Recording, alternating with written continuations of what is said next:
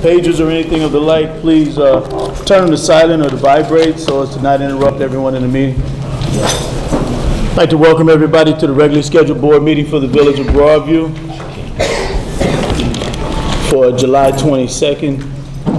I'm sorry, July 16th. I don't know why 22nd on my mind. July 16th, 2012. Just trying to get to July 22nd, I guess. With that being said, Madam Clerk, I'll entertain a roll call, please. Trustee Abraham? Absent. Trustee Vincent? Present. Trustee Howard? Here. President Jones? Present. Trustee McGriff? Here. Trustee Morris? Here. Trustee Marino? Here. Ms. Nelson? Pledge allegiance to the flag of the United States of America and to the republic for which it stands, one nation, under God, indivisible, with liberty and justice for all.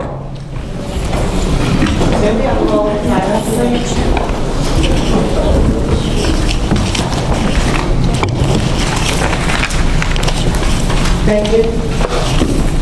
Item number 1, we have swearing in of Officer Eric Davis by our Chief of Police, Louis Together.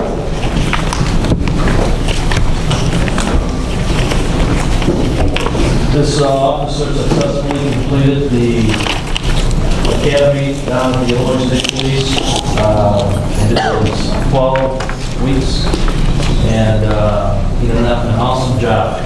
So to that, I congratulate him. Eric, repeat after me. I, Eric Davis. I, Eric Davis. Have been appointed to the position of police officer. Have been appointed to the position of police officer In the Village of Broadview. in the Village of Broadview. In the County of Cook. In the County of Cook. Do solemnly swear. Do solemnly swear. That I will support the Constitution. That I will support the Constitution. Of the United States. Of the United States. And the Constitution of the State of Illinois. And the Constitution of the State of Illinois. And that I will faithfully discharge. And that I will faithfully discharge. My duties in the Village of Broadview. My duties in the Village of Broadview. According to the best of my ability. According to the best of my ability. You don't have to say this. Subscribed and sworn to me before the 16th day of July, AD 2012. Congratulations, officer. Thank you.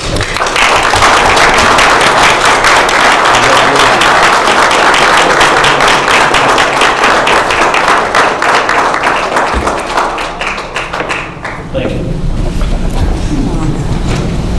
Item number 2, public comment. The first one up is Sharon Shannon. Shannon? Oh, okay. Marquita Smith.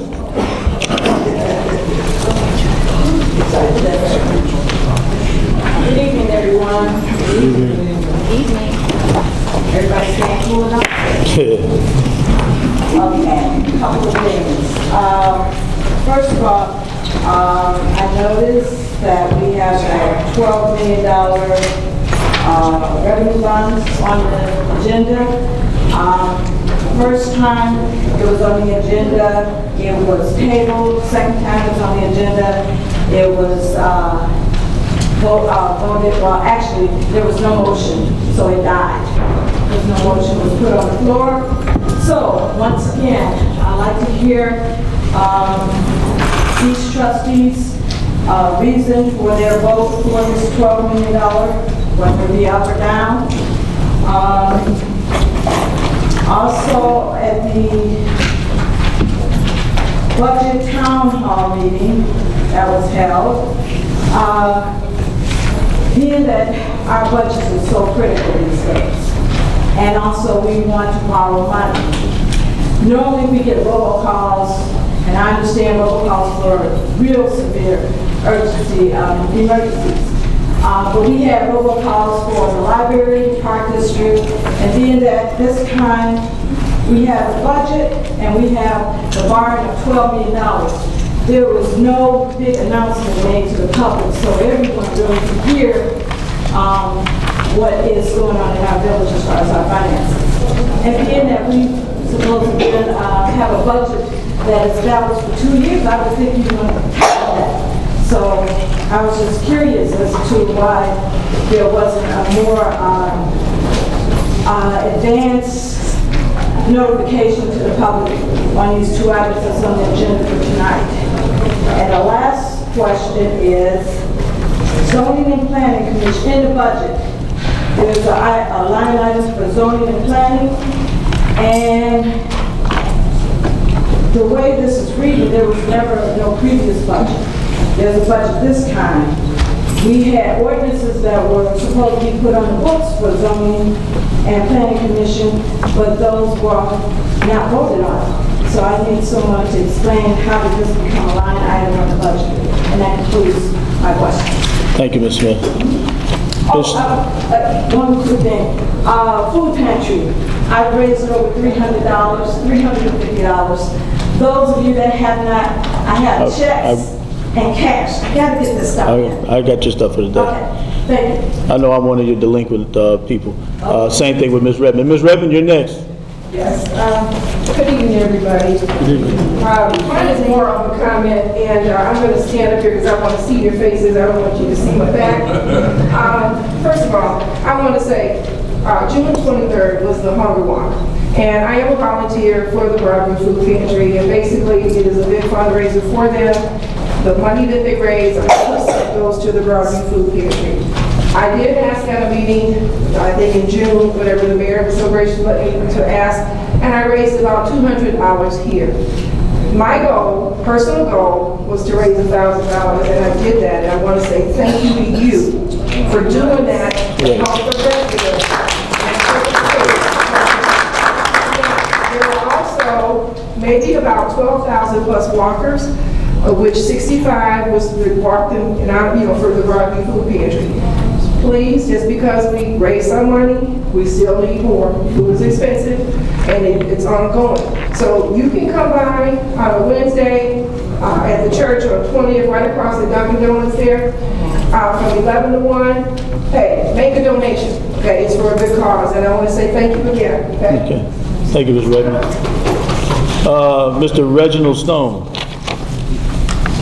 Good afternoon. Good afternoon. I'm here on behalf of S&I Global and Graham Storms Corporation to discuss two real quick items.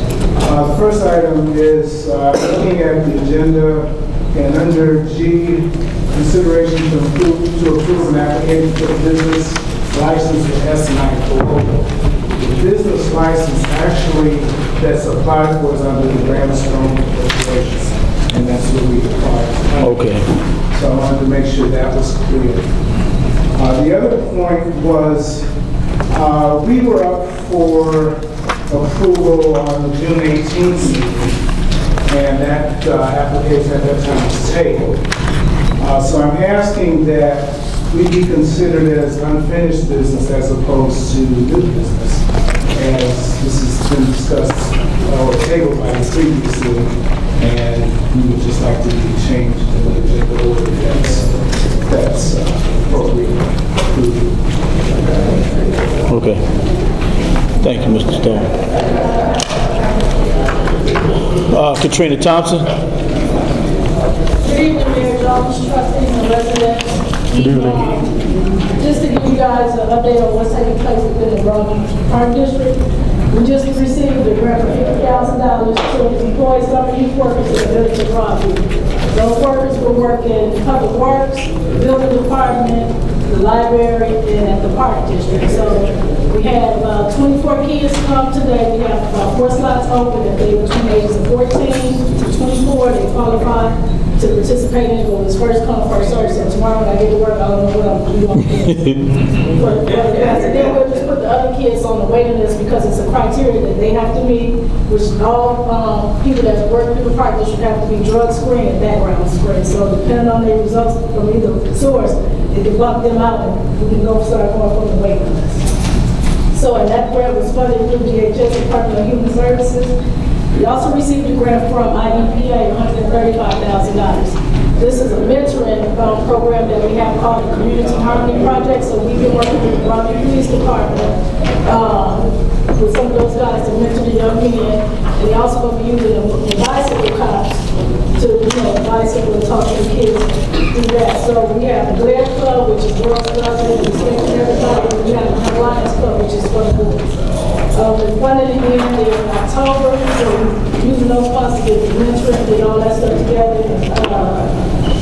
The partnerships with the police department, the fire department, and the public works and the building department, those things coming together to work with these kids. And through this funding, we'll be the first park district in the state of Illinois that will have a recording studio. The recording studio will be housed over at the Pioneer right there on 25th.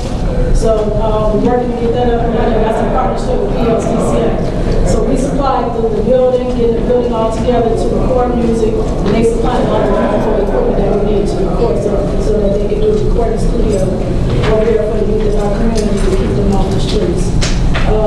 This year we're going to do the Christmas giveaway again with the police department, so Chief Tegera and I are working out the fine details. We're hoping to, have more information within the next few weeks for you all to give to the community so that we can do what we did last year for the Christmas giveaway. And this year our back to school pool party is on August 10th at Schroeder Park.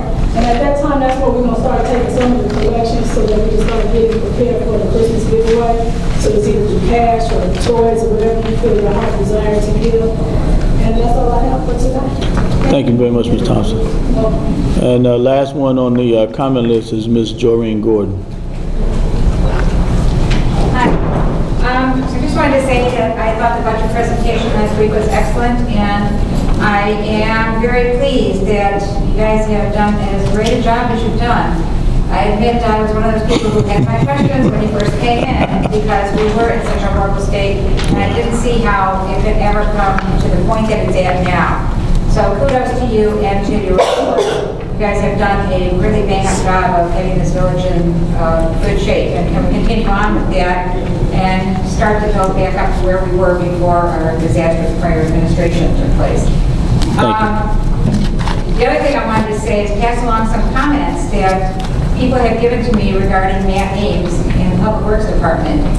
And those are what a great job he's been doing, especially along Roosevelt Road. Everybody says that the village is starting to look really clean and neat. And I've had like about 5 different people tell me that from all around the village, that they are really pleased with the condition that the village is coming in. And as a matter of fact, I saw today that the guys were out on the street fixing that bumpy road on 15th Street that is just so much fun to drive over. But you guys are doing a great job with all of that. It's really wonderful, and I wanted to compliment you on the bulletin.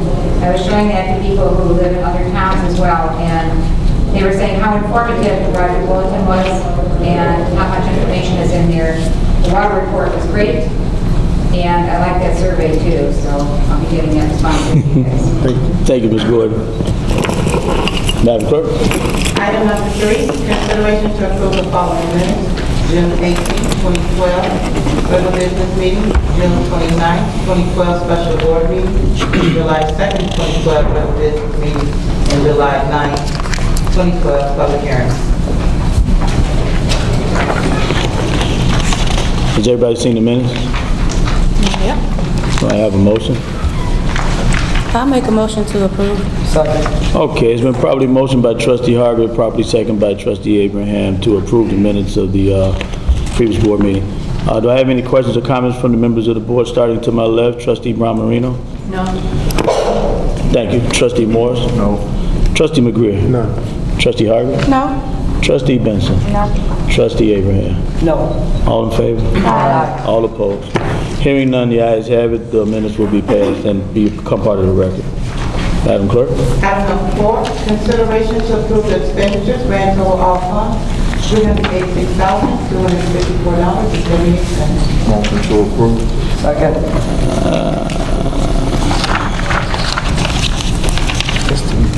Excuse me. Yeah. Before we approve the expenditures. There needs to be another motion. I know. Okay, it's been properly motioned and properly second. There needs to be some discussion about it, and I'll start the discussion before I talk to the trustees. We've got a couple of items on your agenda today that need to be passed prior to the passing of the expenditures because these items that are on your agenda today are actually part of the current expenditures that you're going to be voting on. So I'll entertain an amended motion to change the order of of the agenda for right now to move on to items number, let me find out which ones they are now. Item A, 8A.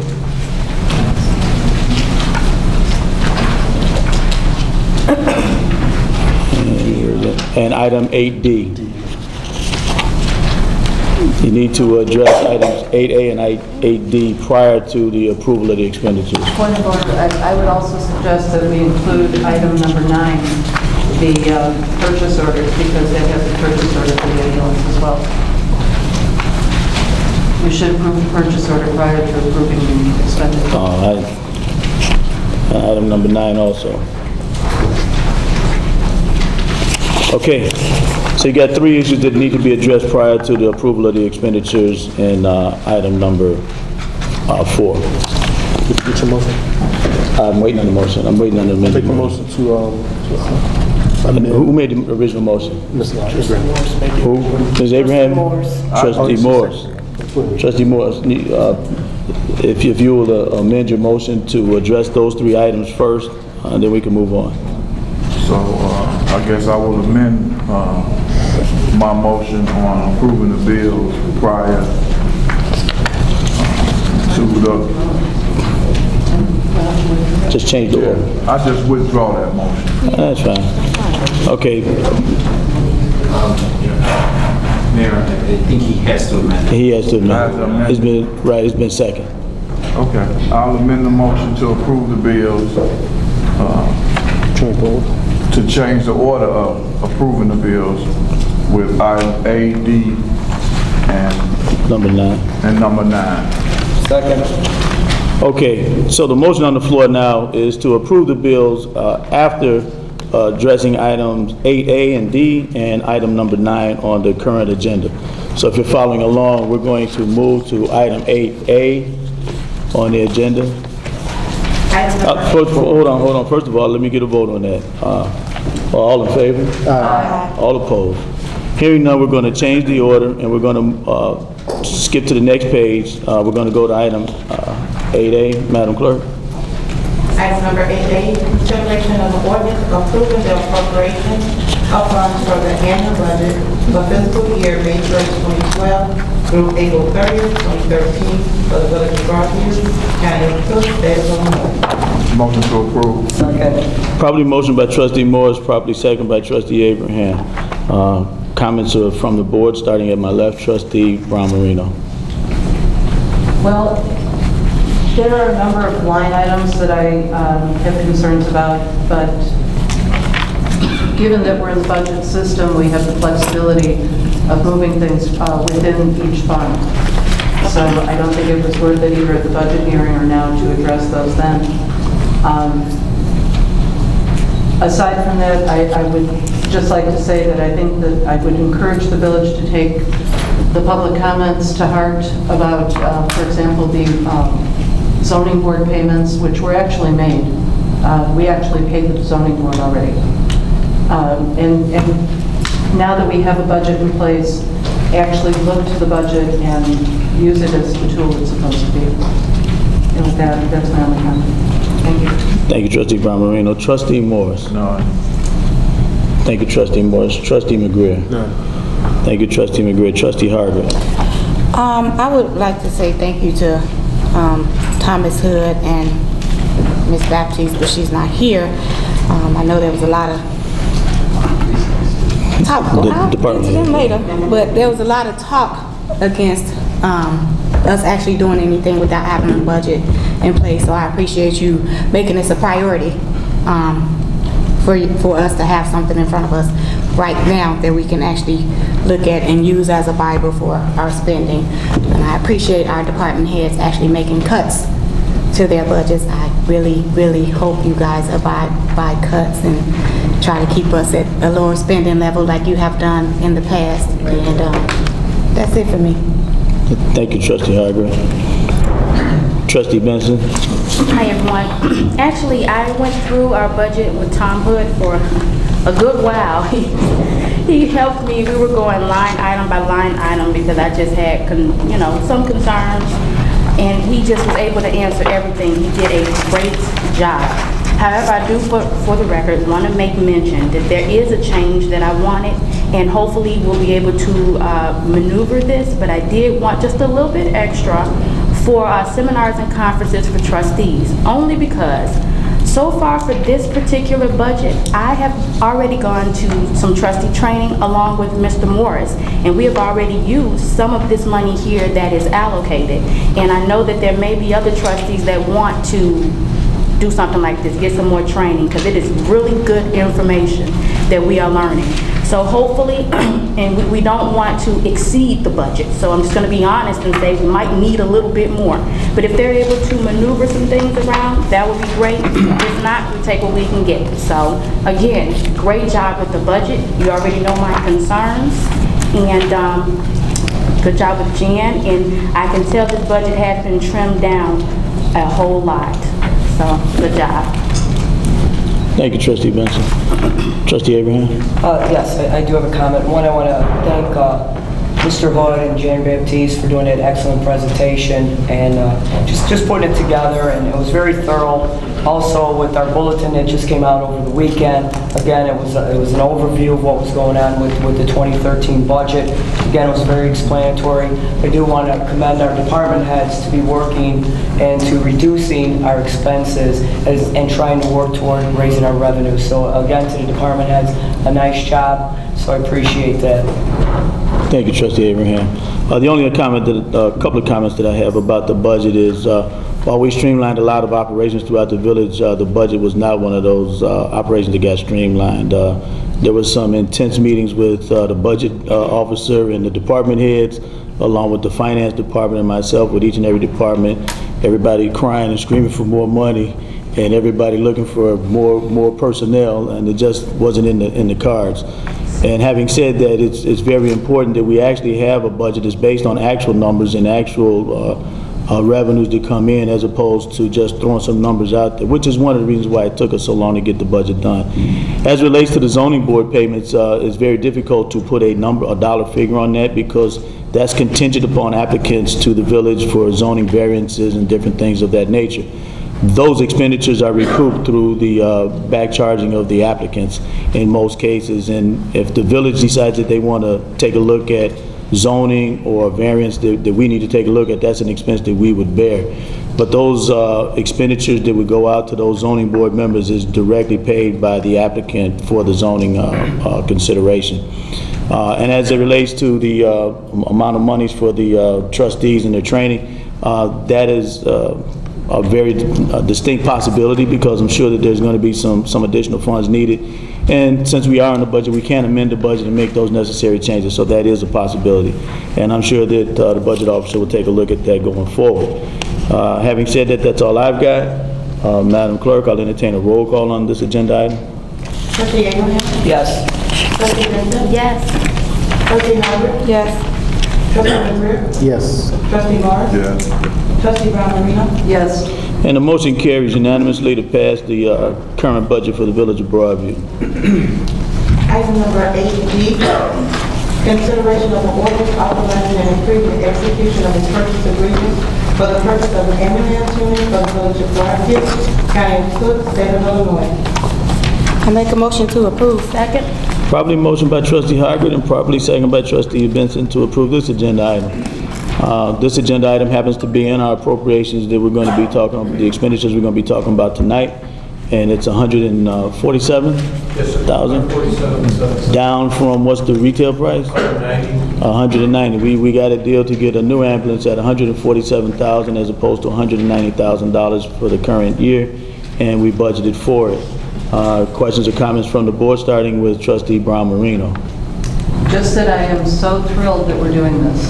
And as I've said all along, when these kind of things become a priority, we'll find the money. And it's long overdue. Our ambulance, the newer one is what, 13, 14 years old? The newest one is 12, the other one's 13. Okay. And these are vehicles that are normally replaced after about 5 years, 3 to 7 years, something like that, depending on the use.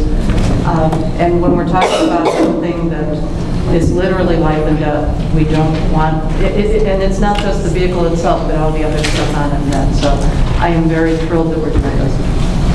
Fantastic. Thank you, Trustee Brown Marino. Trustee Morris? I think I feel the same way. You know, I'm glad that we actually looking at what we trying to purchase, and then, because it's like, you've been talking about this ambulance for a while. So, I mean, it took him a minute to get it all together, but once he came together, now we getting it. So, good job. Thank you, Trustee Morris. Trustee McGrew? Chief Gardner, I got to echo the same sentiments. We've talked in depth about this, and if I can get you just for like 30 seconds to explain to the audience what the new equipment entails and why it's so important to have updated equipment in the ambulance. Yeah, sure. Current ambulances we have right now, like we said, one's 12, one's 13 years old, which is unheard of in an urban area like this. Each ambulance right now has the equivalent of over 600,000 miles on it. So we do a lot of idle time, things like that. So a lot of the equipment and technology has changed, gets upgraded every 3 or 4 years. So the equipment that we carry now doesn't fit in a lot of the compartment space. It's dangerous. There's no way to strap it down. So the technology changes. Again, it allows us to provide the premier medical treatment to our residents and business people. So unless you upgrade it every few years, we're sticking with old technology. So thank you again. This is going to, the guys and I thank you very much, because this is going to help us out tremendously. Thank you. And again, this puts us in better position to get some of those contracts that we used to have and maintain the current ones that we have for the extreme revenue. Exactly. Okay. Thank you. Thank you, Trustee McGrew. Trustee Hargrave? No, I think everybody covered it, huh? Trustee Benson? Everybody said what I wanted to say. Good job. Thank you. Trustee Abraham? I just think it'll be a great addition to our equipment over there, so thanks, Chief. Thank you. Okay, thank you. Madam Clerk, may I have a roll call, please? Trustee Abraham? Yes. Trustee Benson? Yes. Trustee Harvard? Yes. Trustee McGriff? Yes. Trustee Morris? Yeah. Trustee Brown Marino? Yes. And that motion carries for the new ambulance. Great, we're glad to have it. Item number 9, application for the Lord to spend funds, grand hold, $203,152. I make a motion to approve. Second. Properly motion by Trustee Abraham and properly second by Trustee Benson. On the agenda are actually two purchases, one for $55,000 and one for $147,000, which we just discussed. And I'll defer to which you got it, Kevin? Yeah, the first one okay, is for Kevin, the North American Salt Company in the amount of $55,383. And this is for the purchase of 933 tons of salt left. Now, Director Ames, are you in the room still? Yeah, he in the back. He's here. Director Ames? He's in the conversation. You need... Yeah. Real quick, I just wanted you to explain about the salt that we're purchasing, the 933 tons of salt on the purchase order. I can do that, Thank you. but I would also like to point out that we have our Senator Lightfoot here, and I know that she has another meeting to get to, so. Well, let us finish this particular agenda item. I saw Senator Lightfoot when she came in. This is the last part of this motion, so let's get through this. As it related to the The 933 tons of salt. 933 tons of salt. Trustee Morris, he called me on it today. I didn't have an opportune time to explain to him exactly what that was. But historically, Broadview has shared in what they call the CMS program, which is a joint purchasing agreement with the state of Illinois. What we do is we sign up with all the other municipalities to try and receive the lowest bid for any of the wares, most certainly salt. They put it out to bid, and the lowest responsible bidder wins the contract. And that's the way that that's determined. What we have done is we've locked ourselves into a contract by doing so. And basically what it says is that you asked for, I believe it was 1,200 tons last year. And obviously we had a mild winter. The year before we asked for the same tonnage use, and because we had a blizzard, we was able to go through the salt no problem. I believe Morton Salt won it the year before. This past year, North American Salt was the vendor that had the lowest responsible bid. We expended approximately 400 tons of salt this past winter. Everybody knows this was a mild winter, and of course, according to Homeland Security and the other forecasts, this was supposed to be one of the more severe winters that we had seen historically on record. It didn't happen. That being said, we are still obligated to purchase the remaining tonnage. This had been budgeted for. Thankfully, we didn't expend as much of our $50,000 budget, was it in last year? So we had a surplus. Obviously, going to the coffers, and that's the reason why the village, at least one of the reasons why the village ended on such a positive note. But we're still obligated to purchase the salt. If in fact we don't purchase the salt by July the 31st, we are obligated to pay $2.50 a ton per month for storage. It wouldn't be a problem if we had a storage facility, and I know a couple of residents have consistently asked, do we plan to get a salt storage dome? About $100,000 expenditure, and obviously that's not in this year's line item budget. So in order for us to be released from the $2.50 per ton storage fee, we had to cut them a check for $55,000 for the remaining 933 tons of salt, for which case we've already paid for our salt for this upcoming year usage, and we'll call and have it delivered as needed. So that's pretty much what that $55,000 expenditure or PO was, so that we wouldn't incur, what is it, 250 times 933, you figure that out. I think it worked out to something of the area. Somebody got calculated. It's a lot of money. It's a lot of unnecessary loss. Right. It's a lot of unnecessary storage fees that we would be paying for. So this way, I think we had $50,000 for a line item budget in this current year budget. In essence, we're paying for our salt ahead of time. So, thank you, sir. Okay. Excuse me. So, but the salt is going to be stored in another location until we need it? Absolutely. Correct. Okay.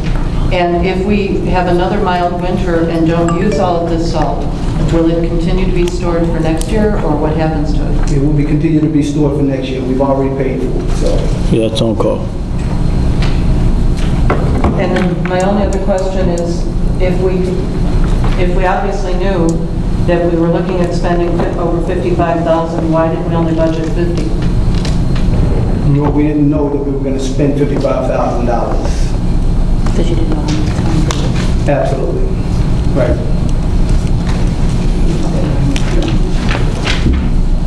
Is there any other questions? Yeah, because it went out to bid, and it took a little while to get the bids back in, and then you had to place your orders in order to get your salt. That's basically the offshoot of it. So ultimately, because we don't have anywhere to store the salt, we must pay it up front for the salt and for the storage. It's all combined into one fee. That's what it amounts to, in a nutshell. Good pay for the storage stuff. Okay. Trustee Harvard, the next one? No, I almost got lost there. Yeah, you were. I was like talking about salt in winter. The next purchase order is for $147,770. It's for Fire Service Incorporated. It's for the new ambulance that we were just discussing. It's the Wheel Coach 1170F Fire Medic Type 1 ambulance, 450 chassis, and it's a 2012. We've already done discussions on it, so I don't think we need to prolong it. But thank you, Trustee Harvey. Okay, questions or comments from members of the board, starting to my left, Trustee Brown Marino. I think we pretty well covered it. Okay. Trustee Morris? No. Trustee McGreer? No. Trustee Harvey? no. Trustee Benson? No. Trustee Abraham? No. Okay, Madam Clerk, may I have a roll call, please? Trustee Abraham? Yes. Trustee Benson? Yes. Trustee Harvard? Yes. Trustee McGurk? Yes. Trustee Morris? Yes. Trustee Brown Marino? Yes. And that motion carries unanimously for those two expenditures, for the salt and for the ambulance. Thank you. I'll entertain a motion to suspend the regular order of business. I see the state representative is coming to the room. So moved. Okay. Second. State Senator, I'm sorry. The State Senator, I'm sorry.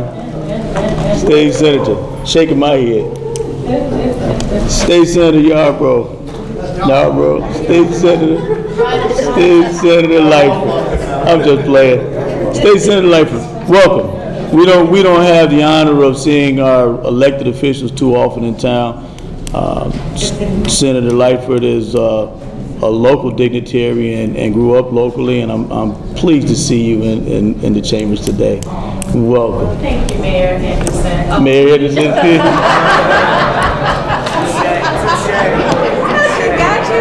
That's all right.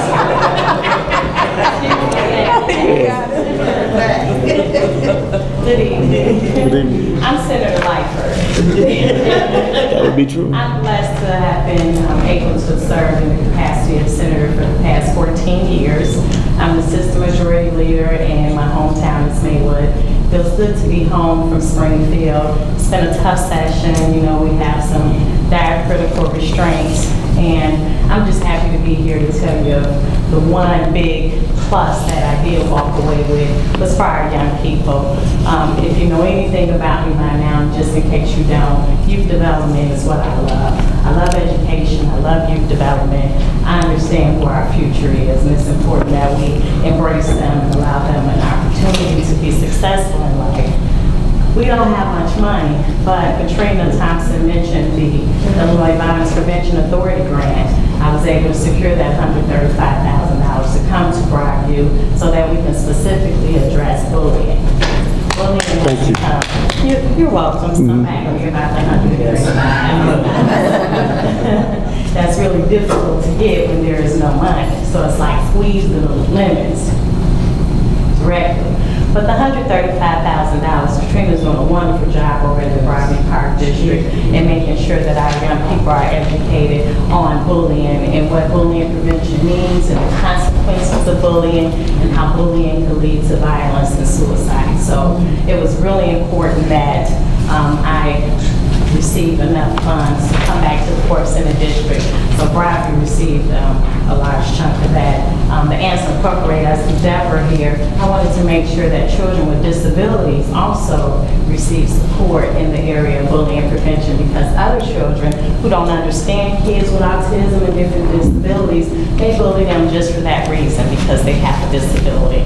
So I put money over in the ANSA Incorporated. She and Deborah working very well together, Katrina and Deborah, on making sure that children with special rec needs are offered here at Broadview. So it's like a collaboration, and we need to do a whole lot more of that to get our kids on board. I think what I'm most excited about right now is jobs. Yes.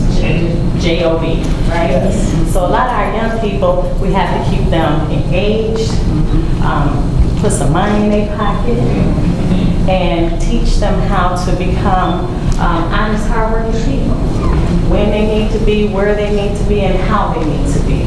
And so I was able to secure $325,000 to create a jobs program in my district. So right now I'm able to get groups like Katrina to employ 185 young people for the summer, ages 14 to 21, 24. We spent a lot of time focusing on the 14 to 18 age group. 29 of those students will come specifically out of Broadview. So 29 young people will start a program today.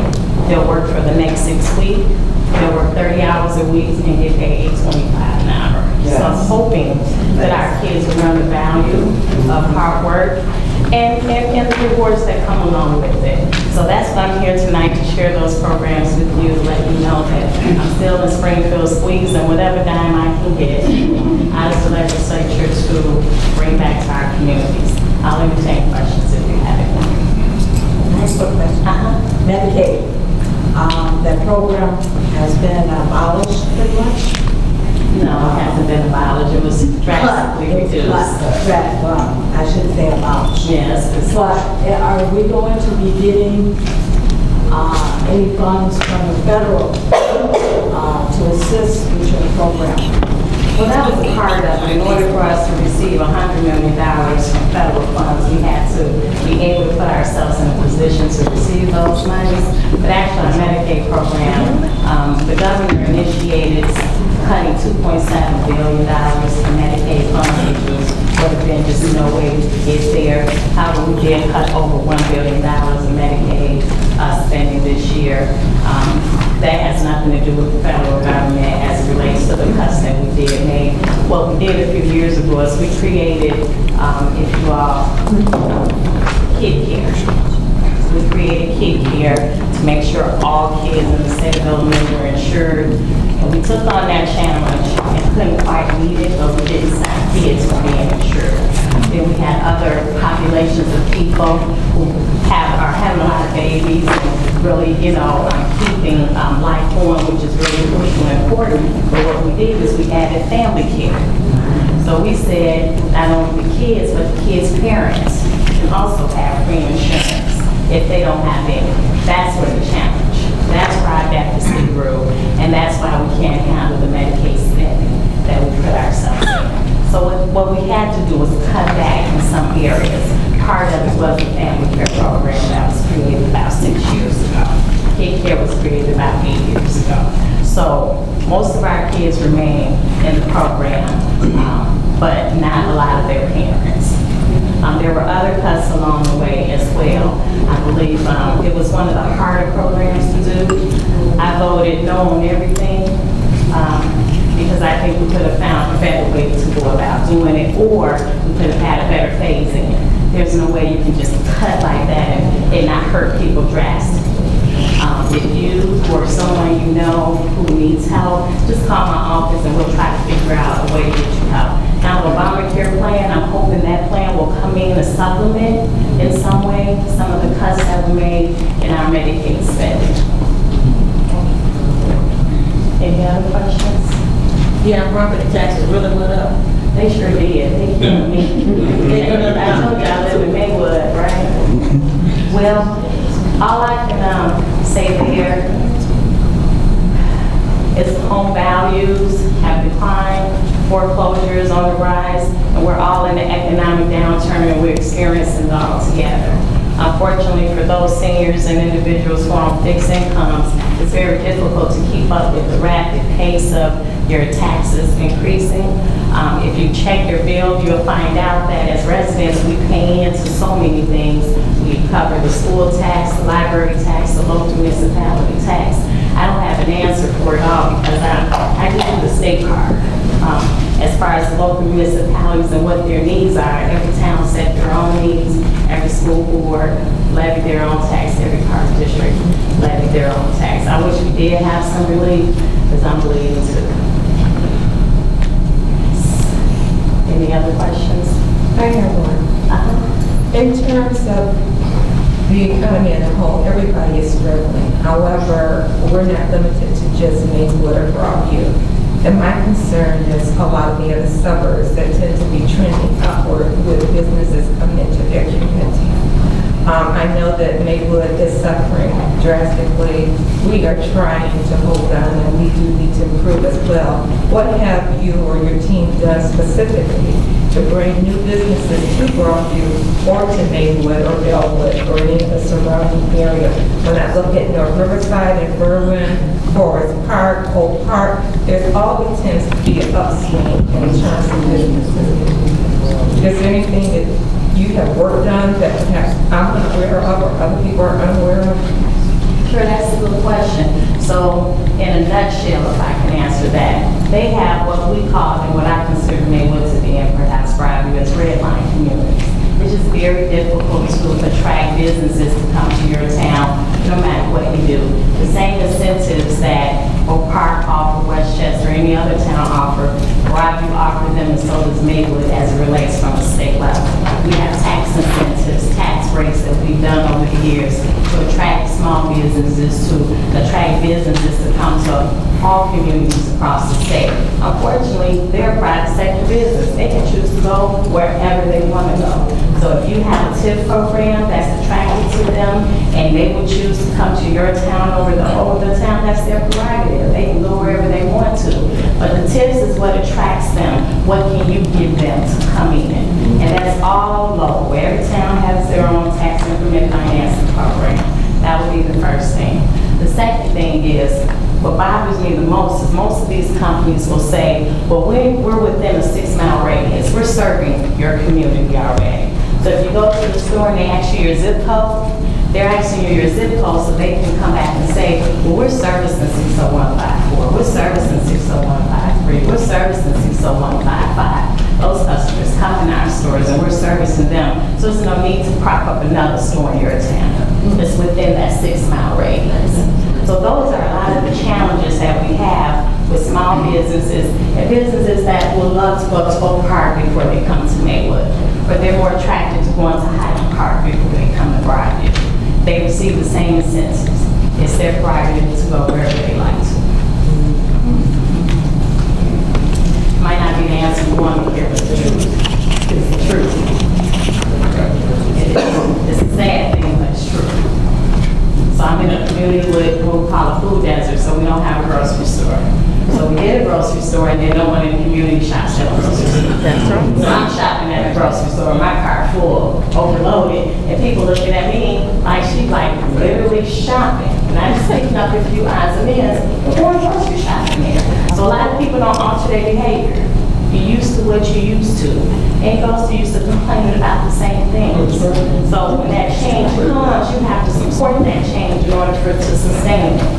So that's part of the challenge.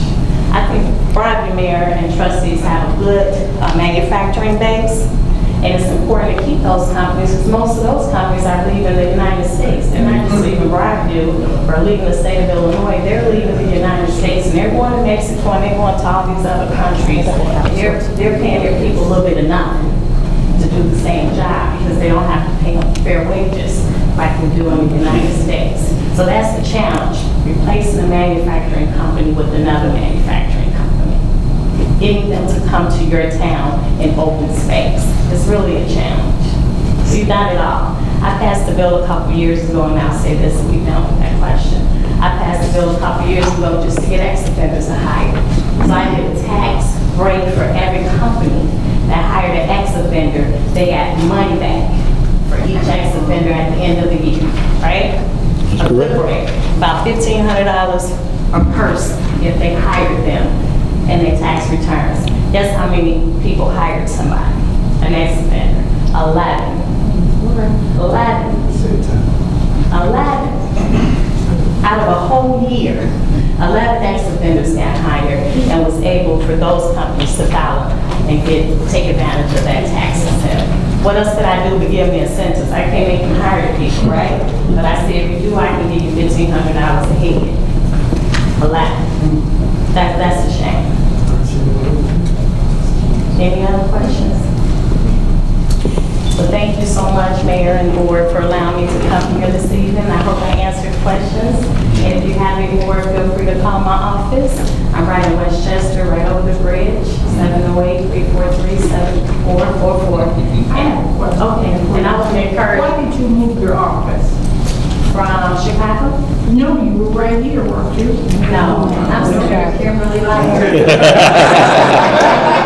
Said it like.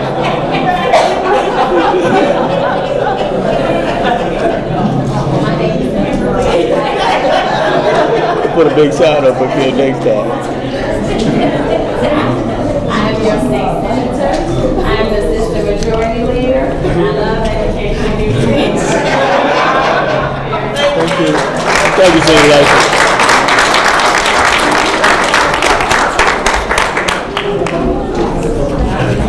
And with that being said, I'll entertain a motion to return to the regular board meeting. So moved. Second. Probably motion by McGregor, probably second by Abraham. All in favor? Aye. All opposed? Hearing none. Madam Clerk, I think we're on what, item 4? Yes. Item number 4, consideration to approve the expenses, grand total of $386,254.78. Motion to approve. Second. Probably motion by trustee Morris, probably second by trustee Abraham. May I have a report from the finance committee? We only have a few today. Avalon Petroleum Company, $22,762.50. B&F Technical Code Service, $3,155. Cook County Treasurer, $30,489.39. Crawley Shepherd Asphalt, $24,957.99. Fire Service Incorporated, $147,770. Geno's Heating, $26,100. H&H Electric, $4,033.95. Keith Austin, $5,500. Prairie Material, $2,536.89. Twin Supplies, $88,318.14. And West Cook County, $10,459.97, which is a subtotal of $366,083.83, which is 95% of the grand total. Thank you, Trustee Morris. Comments from the board, starting with Trustee Marino. No. Trustee Morris. No, sir. Trustee McGreer. None. Trustee Harger. No. Trustee Benson. Trustee Abraham. No. Madam Clerk, may I have a roll call, please? Trustee Abraham? Yes. Trustee Benson? Yes. Trustee Harvard? Yes. Trustee Benson? Yes. Trustee Morris? Yes. Trustee Broadview? Yes. And the motion carries to pay those expenditures. Item number 5, reports of the village officers. Commissioner David Upshaw, Building Department. Mr. Mayor, Commissioner Upshaw is not here tonight due to his father is in the hospital, so I'll be reading his report for the month of June. Residents, pardon my voice, this past weekend I was coaching basketball, so I had quite a few games, so I apologize for my voice being like this. Okay, for permits issued on residential, there was 41. Fees collected was $4,435. For commercial permits, there was 2 for $450. For industrial permits issued, there was 9 for $1,762. For institutional permits, there was 2 for $530. For electrical permits, 9 for $1,510. For plumbing, there was 27 permits issued for $3,215. For a total of 90 permits for the month at $11,902. Under inspections, Title 13 inspections, there was 10 home inspections, and they collected in fees $1,000. For apartment buildings, there was 1 for $2,500. For an apartment, there was 1 on that for $25. For co-op/condo, there was 1 permit issued, or 1 inspection, I'm sorry, for $100. For commercial inspections, there was 1 for $350. For an industrial inspection, 1 for $3,300. Administrative fees were 10 at $1,750. The total Title 13 inspections was 25 at $9,025. He also had contractor registrations was 45 for the month at $2,250. Vacant property registration, there was 3 that collected $750. He had there was 10 garage sale permits issued for $100. For compliance tickets, there was and total collected fines, there was 10, and they collected $4,150. There was 2 liens that collected $1,660. There was 4 applied plan reviews, and the charge was $1,100. There was 12 backflow permits issued for $3,154. 2 business licenses were issued at $197.75. He received, there was 26 complaints, and they were on various things from garbage to lawns again, just different issues of shrubbery. So for total fees collected for this month, it was $34,288.75. And compared to June of this year to June of last year, 2011, his revenue did trend upward. So and that's the end of his report. Well, he had one more thing. Oh, I'm sorry. That he wanted to add. I don't know if you want to add. Thank you. But Dave always is reporting on foreclosures and things of that nature and programs out here to help. So if you all did get the bulletin, we have it right here on the front, but he did want me to make mention to Governor Pat Quinn has created the Illinois Foreclosure Prevention Network as a service to Illinois residents to bring together the services and resources of various state agencies and qualified participating nonprofit agencies. For help, he has Keep Your Home Illinois, and this is on your bulletin, so keepyourhomeillinois.org, and there's a phone number. He also wanted me to make mention, don't forget about,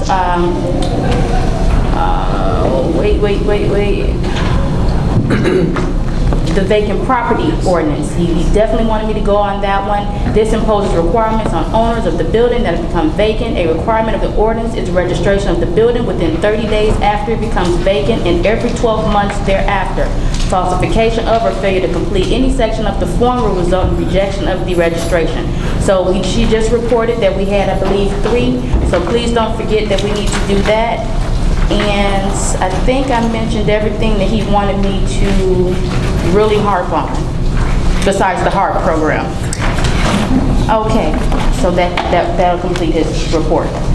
Okay, thank you, Trustee Benson. Madam Clerk? Admin Village Officer, Finance Department, Budget Officer Tom Hood. Good evening, everyone. Good evening. For the month, it's going to be a short one since we're early on in the fiscal year here, so there's not a whole lot happening yet.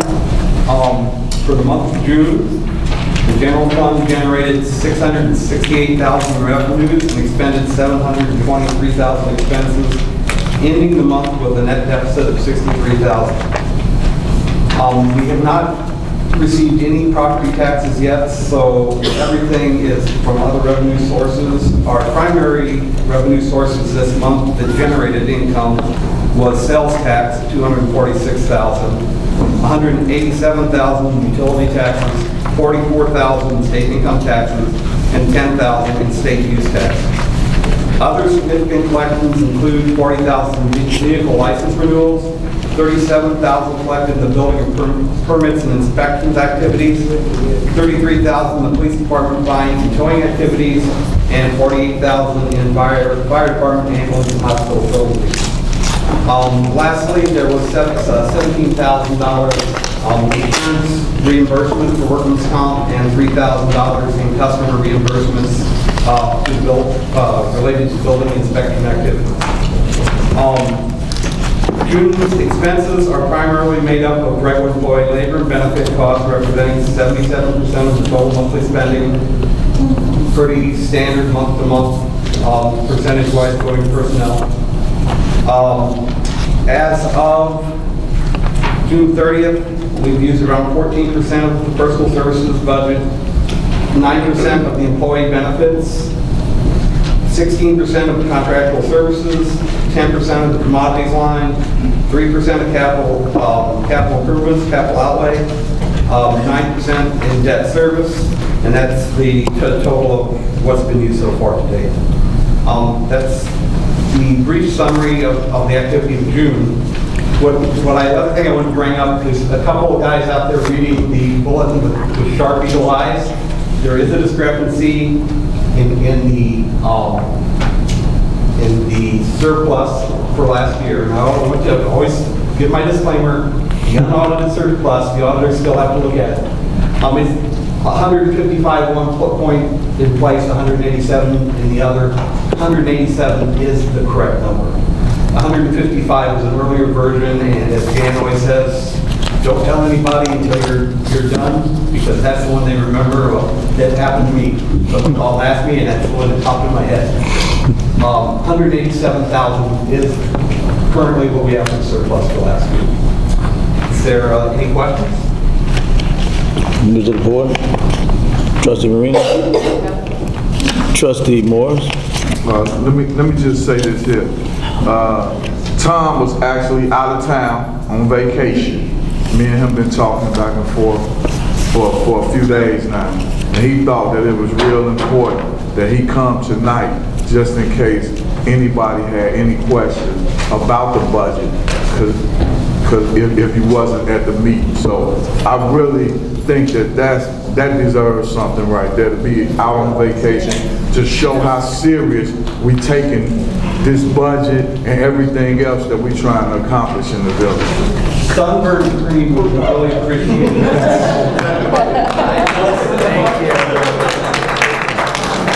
Next time. So ask the questions. You get a vacation? Trustee McGreer? None. Trustee Harvey? No. Trustee Benson? None. Trustee Abraham? None. The only thing I got to say is he gave me the unaudited version when I posted 155,000. You know, I knew we were in the surplus. He gives me the unaudited version so he can steal the thunder today. I understand. Not a problem, sir. Appreciate it.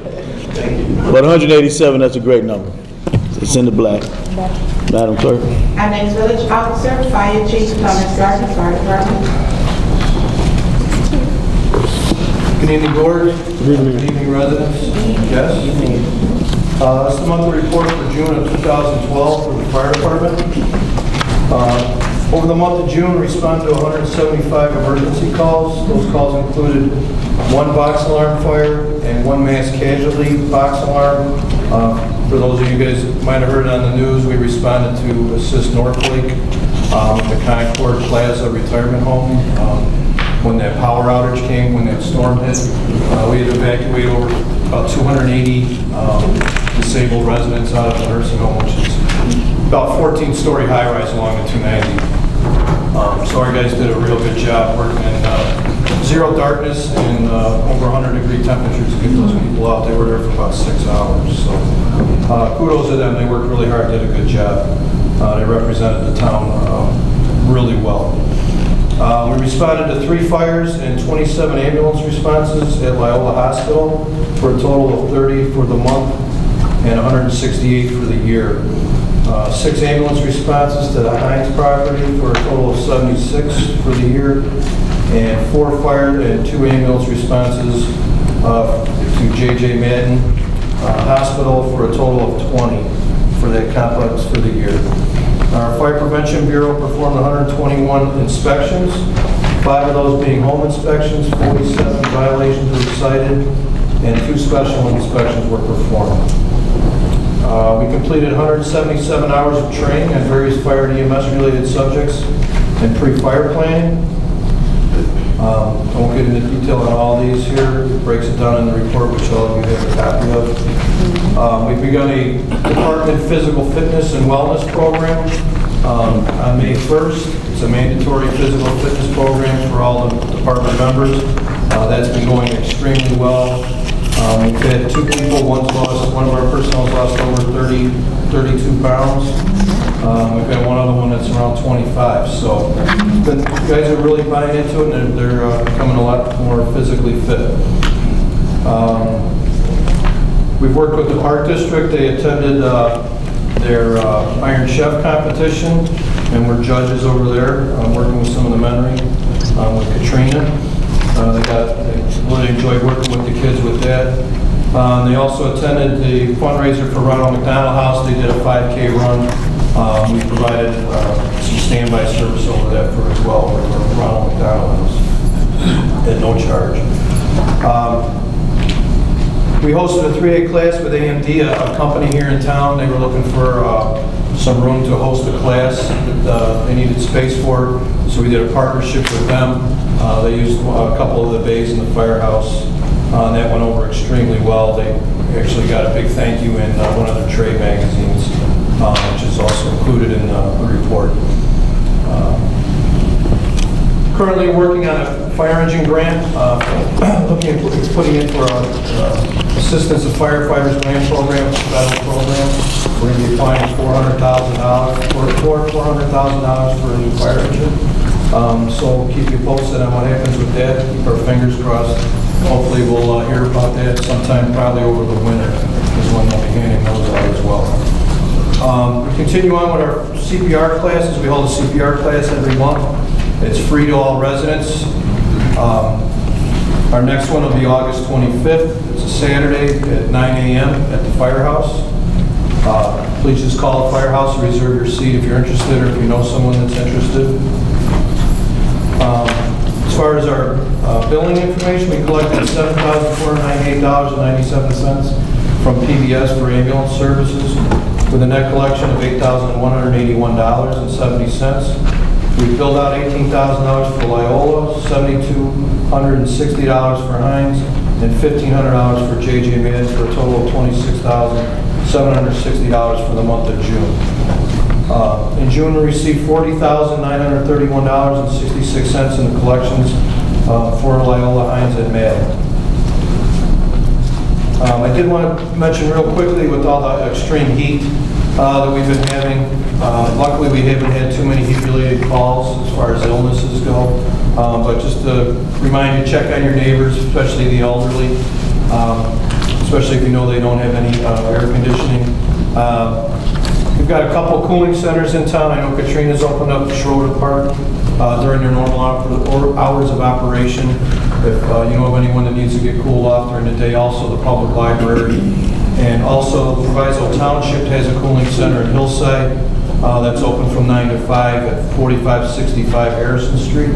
That's open Monday through Friday as well. So if you know of anybody that doesn't have any air conditioning, those are some places that you can go get some relief. And that concludes my report for June. Thank you. And thank you again for the ambulance. Thank you, Chief Guard. Very much. Madam Clerk. Acting Village Officer. Hold on. Oh, I'm sorry. Questions? Start Marino or Morris? I guess I will say something since you tried to overlook it. Not a problem. No, I just want to say I think the chief is doing a great job. I mean, this is probably the first time, if we can really go backwards a little bit, that he's actually asked us for something. Normally he's bringing something in here, defibrillator or something that they don't found, or they're getting the Hummers, and, you know, so I mean, you can't beat this guy. Good job. Thanks. Trustee McGreer. No, thank you. Trustee Harvard. No. Trustee Benson. Now, Trustee Abraham. I do have a question. At our budget meeting, when Mr. Tom Hood was presenting what the budget was for the particular fire department, you had made mention that realistically, about attaining, to be sufficient, he would need at least 6 people, correct? And I know you were working on some projects or grants, so if you could please, enlighten us. Yeah, we still have the SAFER grant that was submitted. They've been starting handing that grant out. We haven't received a denial letter for it yet, or still haven't received the grant either. So they're about halfway through the funding. That grant was funded at roughly 347 million. They're just about 200 million handed out right now. So we're still keeping our fingers crossed that we do get it, but that was for 6 personnel if we do receive that. If we don't, it opens up again next week. I'm going to submit again for another 6, just in case we don't get it this time. I'm going to keep trying and keep pursuing it. And then again, I just put in the grant right now for the 400 for the engine. So. All right. Thank you very much, Chief. Thank you. Madam Clerk. Acting Village Officer, Police Chief Luke Guerra, Police Department. That parade is on the agenda.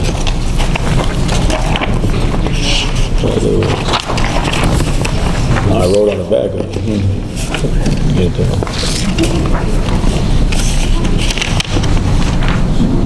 Good evening, board, mayor, residents. The police department June 12th monthly report.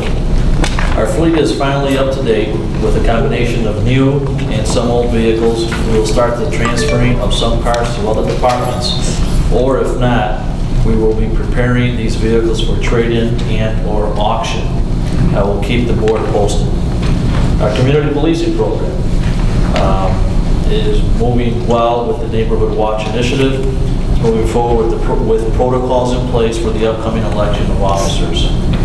We had a meeting, I believe, a couple weeks ago, and we've established some protocols on what the Neighborhood Watch will be sending out to the residents that have been involved in the last 3 or 4 meetings. And basically, it's going to be, are you interested in running for a position? These are the elected positions. And then once we get those names, we will then be sending a ballot out to the individuals for an election. And then we will have the election here before everything is going to be transparent. And it's all part of this Neighborhood Watch and the Police Department partnership. Now that the budget is approved, I'll be moving forward and asking the village to approve the background investigation on another candidate for police officer. I will probably be asking for a second person because I've been advised that one of our sergeants that's been on the job for close to 30 years has submitted his intent to retire effective August 1st. So I'll probably be asking for two bodies, one to replace Sergeant Canis and one of the approval of today's budget. Chat with the chiefs. Unfortunately, there was a scheduling conflict. We did not meet with the seniors a couple weeks ago or last month, the fire chief and I. So we're going to be meeting, we're going to have an open meeting July 26th at 10:30 at the Broadview Library. Basically, it's going to be Chief Gardner and myself, and we're going to be there for an hour or so, and we're going to be there for you. Just ask us whatever concerns you may have. Want to talk about the Humvee? We can talk about the Humvee. Want to talk about crime in the village? We'll talk about crime in the village or how we're going to be responding to that. We'll be doing that. Or if you want to talk to the chief about his Humvee, or you want to talk to him about his new ambulance, or what have you, we're there. And it's going to be us. We'll be very low key, and hopefully it'll be a good setting back and forth conversation. The Broadview Police Department has revitalized the bike unit. These trained officers will be patrolling various hotspots in town during the day and evening shifts.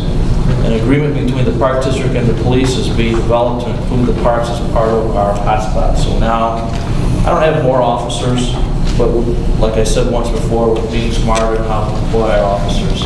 And so if I have 5 or 6 officers on the street, I have 2 officers that have been trained in riding a bike. I have bikes, guess what?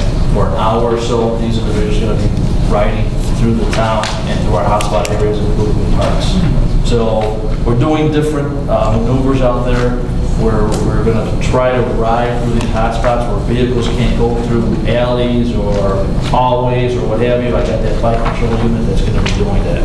In addition to that, it's also a good mentoring tool with the officers when we get off the bike and talk to the kids versus our officers in the car are driving and that relationship with the youth is not there.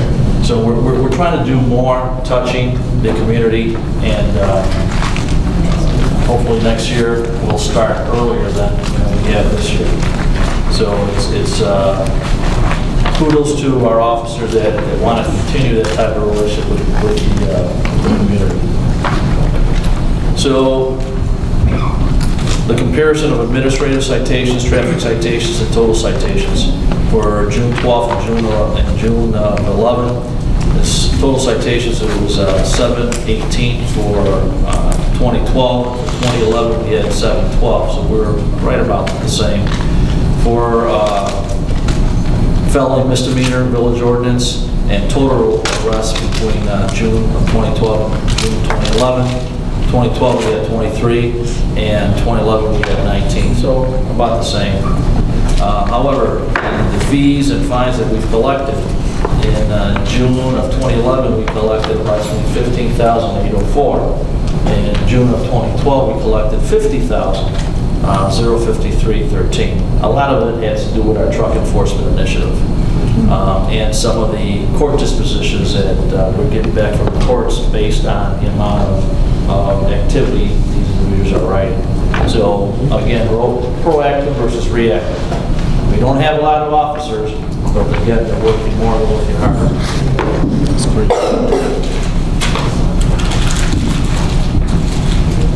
During the month of June, members of the Broadview Police Department responded to 1,493 calls as compared to 1,438 calls in May. And if you've seen, every month these calls have increased. So there's a trend of an increase in cost for services, even though there's not a trend of an increase in personnel. So I want everyone to look at that, because I also get calls every day, people stopping me, I got this happening in my corner. We can't be everywhere, we're going to try to be everywhere, but we're trying, our main thing is to mitigate crime and to improve your quality of life in town. And I think we're doing that very well, and I'll get to a point in a second. We've also arrested 4 individuals on warrants, and 24 cases were assigned to our detective bureau. 10 were cleared upon investigation, with 2 arrests being made, resulting in a 41.6 assigned cases solved. I think that's low, 41%. I've already challenged them that I want at least 50–60% of our cases being solved. So it's a challenge to a small detective bureau that I have, but I think we could do that. As it relates to the quality of life, whenever there's any type of shooting within this area, I've made it a point that I want to be notified. Whether it's Bellwood or Maywood, I want to know. And there is always a nexus to Broadview, specifically when there are Maywood shootings. Either the victim is from Broadview or the offender is from Broadview. However, thank God, we've mitigated that and we don't have shootings in Broadview. I'm not saying that we're the best police department, but we are trying our best not to have that happen here in Broadview.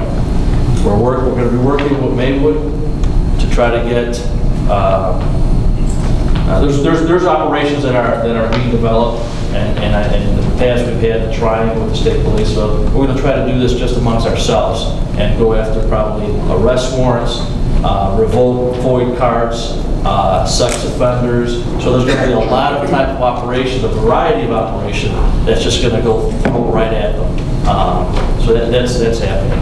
We've also noticed an increase in burglaries in town. So we are now analyzing those burglaries, where, what time, time of day, etc. So we can send an alert to everyone. This is what's happening. This is where it's happening. And we're going to put the surveillance out there. We're going to put a mini task force out there. And we're going to try to grab these individuals. And so occurring at the residence and at the factories. So it's not just the residents that are being affected. And then finally, I do have a request for a parade from Ms. Vines, and as came to the safety committee, and it is recommended the approval of this parade to be given to Deborah Vines and the answering for Saturday, August 18th, and we're going to be working with Director Ames, so they'll be putting barricades for 14th Street between 25th and 23rd Avenue. Correct, ma'am? Yes. And so you'll contact Director Ames on the barricades, and we'll have officers there. So this is the second time I see it. I'm going on my year here, but I know that you've probably done this before. So we recommend approval of the board. What time is the parade to start? 1:15 is the lineup. Okay. 1:15. Thank you. That concludes my report. Oh, well, no. I also want to thank the board, several members of the board, for their support of the police department, and also during this whole budget crisis, talking about what our needs were, and then sitting down with the budget director. Let me just say, those weren't easy meetings. They were spirited at times. There's not enough money to go around. And as people know, my character, I'm a very strong character, and I did not win on some of these. As you can see, the fire department got an ambulance. My report. You don't get to sit out here. Hold on a minute, Jim Shoe. Hold on, Jim Shoe. Wait a minute. Questions or comments from the board? Trustee Marino? Nothing. Trustee Morris? I'm on the roll. I can see. So I'm going to keep it rolling. I think that, I can remember when the mayor texted me and told me that he found a police chief. And I'm thinking to myself, okay, we haven't really looked at a lot of people, and he keep telling me that this is the guy. And I didn't know him at the time. And I'm sure that when he retired from the state police, that his family probably would rather have him at home, and he still want to play police officer. And I mean, he done put this police department on this neck for real. We got Hummers, we got bikes, you know, and I mean, he every day, when you see him, he live and eat serving and protecting. And I sleep good at night where I live, knowing that he could be just sitting in here getting a paycheck. But I think that the mayor did us he did good when he picked the chief to be the chief of police.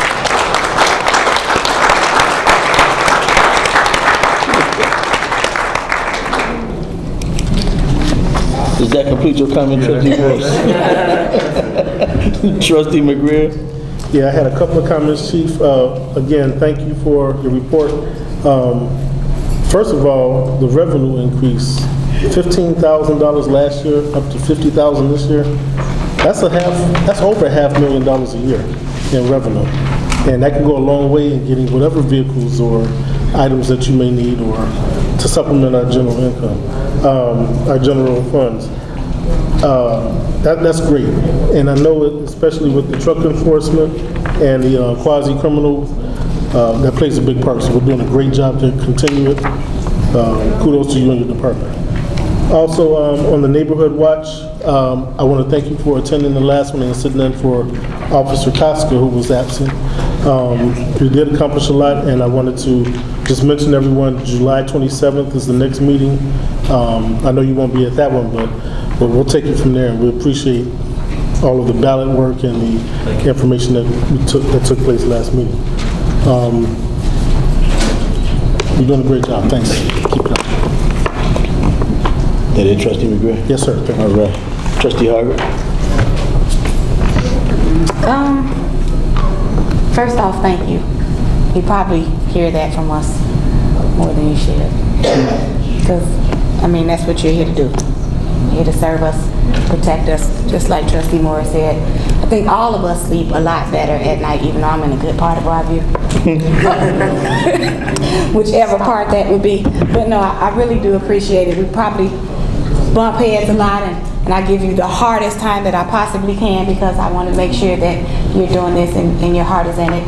So I really do appreciate both of you guys, since everybody's talking about how good my departments are. Thank you, and I appreciate it, and I hope you continue to keep crime down in Broadview. My kids can actually walk a little safer in the streets knowing that someone's patrolling, so thank you. Thank you. Trustee Benson? You do keep up a lot of mess, don't you? Hey. They keep saying everything I want to say, so good job. Trustee Abraham? I do want to make a comment for clarity. You made mention about him getting an ambulance. However, we've had discussions, what's in the budget. You are going to be able to get a patrolman, so it's a much needed person on the street. So, and you've got your promotions. So on that aspect, I'm glad to see the morale and the change in the department. The compliments from the street, from talking to residents, to seeing our officers out there more visible. It's definitely, it's a great image for our community. And just getting the new toys for both your departments, again, shows the other communities that we're making strides to improve, our public safety and health and welfare to our community. So again, thank you gentlemen for your job you do. Thank you. Thank you all. Yeah, I'll address you in my comments at the end of the board meeting. Oh yeah, you can sit down now, sir. Thank you, Chief. Madam Clerk. Next Village Officer, Director Matt Ames, MFA Construction, Public Works Department. Hello again, everyone. Mayor, Board, Trustees. Hello. Good evening. First, to Ms. Doreen Gordon, thank you. To you and to all the other residents that recognize what it is that Public Works do. We actually get quite a few phone calls and letters and cards, and it's never taken lightly by us. Also to the mayor and the support of trustees, thank you. Obviously it's because of you all along with the hardworking men and women at Public Works that we're able to provide the services village-wide. So thank you all. Since the last board meeting, I knocked on wood, but obviously that didn't do any good because we had 5 water main breaks here over the last couple of weeks. The high heat and usage are contributing factors, obviously, to an already aging infrastructure. I've got one of our public works employees in the back.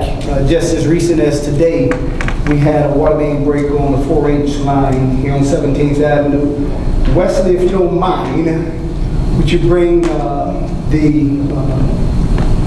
water main up here, at least the portion of it.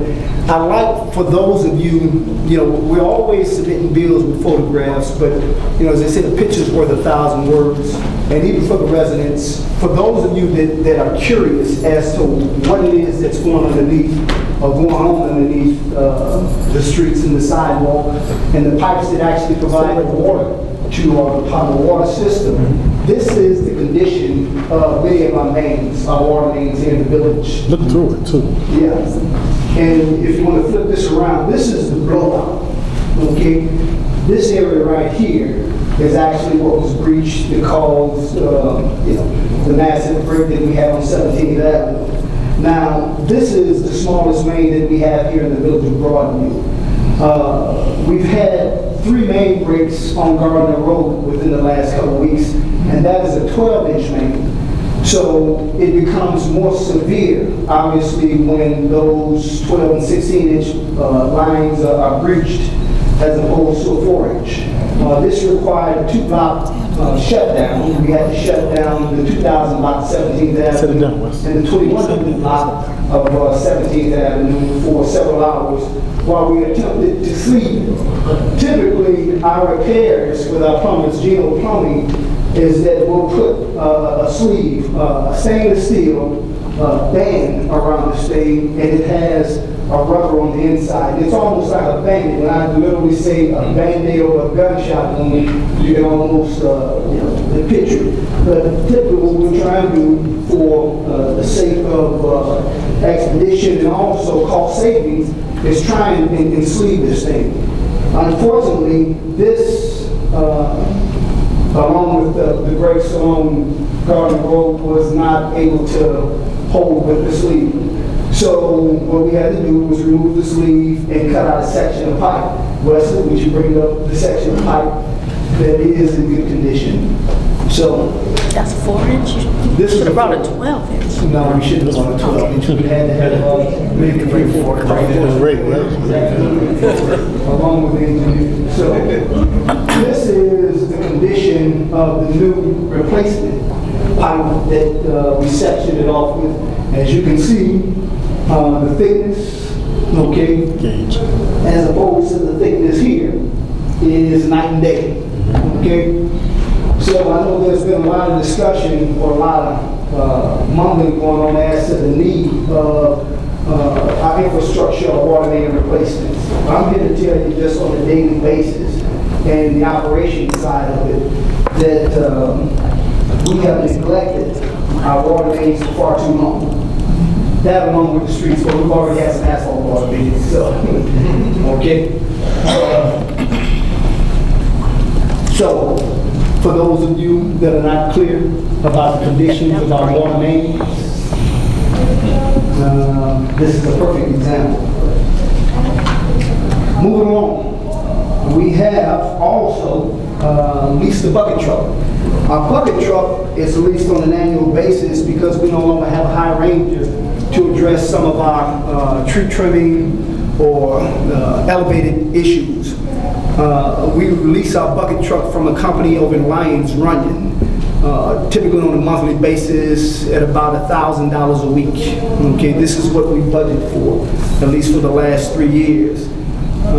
We will be out tree trimming for the next couple of weeks. We'll also take care of some issues outside in the village municipal parking lot. I know we're scheduled to have the concrete replaced as recent as tomorrow, and the following week we should see new pavement, new striping, and so forth and so on. But we also want to grind and paint our poles out there. So, along with the new look that the police department is trying to give us, we want to try and look fresh and clean here at Village Hall. So, We are committed to remaining within our budget as well. Our tree planting for the year has concluded to offset the $5,000 salt overage. Okay? And as we've done in the past, we sometimes borrow from Peter to pay Paul, but we have remained within our budget. And as a matter of fact, I believe this year, Tom, we actually finished under budget. So it is our hopes and attempts that this year, barring any more catastrophic windstorms, floods, blizzard, or whatever the case might be, we will be able to remain within the budget. So, and lastly, I would like to thank Senator Kim Lightford and most certainly Park Director Trina Thompson for adding 3 additional bodies to Public Works for its summer operations. So the grants that they were talking about that the village received, Ms. Thompson was gracious enough to ask if we needed or could use any additional help. And for those of you that are out, you can see we're trying to clean up the alleys and some other things and trying. As a matter of fact, I had 1 or 2 residents comment as well. That is the residents' responsibility, absolutely. But we know that the building department is understaffed. So what we're attempting to do, pretty much like we did over in the Beverly area, is give it a fresh start. We want to clean it up, okay? We want to make the residents know that it is clean, and hence, moving forward, any maintenance issues, especially along the property lines, will be their responsibility. So, after we clean it up, and there's overgrown brush or debris, if you receive a citation from the building department, I think it's just, that's just my take. So, that concludes my report, Mayor. Thank you, Mr. Haynes. Comments and questions from the board. Trustee Marino? No, not right now. Trustee Morris? Yeah, I got one. Always got one from Mr. Haynes. But I'm going to say something else first. I'm going to say something about Katrina Thompson. I'm going to say that she come up in here, she tell us, oh, I got this program, I got this, I got this. She is really a monster over at that park district. If you go around there, those kids around there that work for her, they are true professionals. She don't take no mess off nobody over there. And like I say, she come in here all the time, and we praise everybody. And you know, when you're doing a good job, but I think she's doing a hell of a job at the park.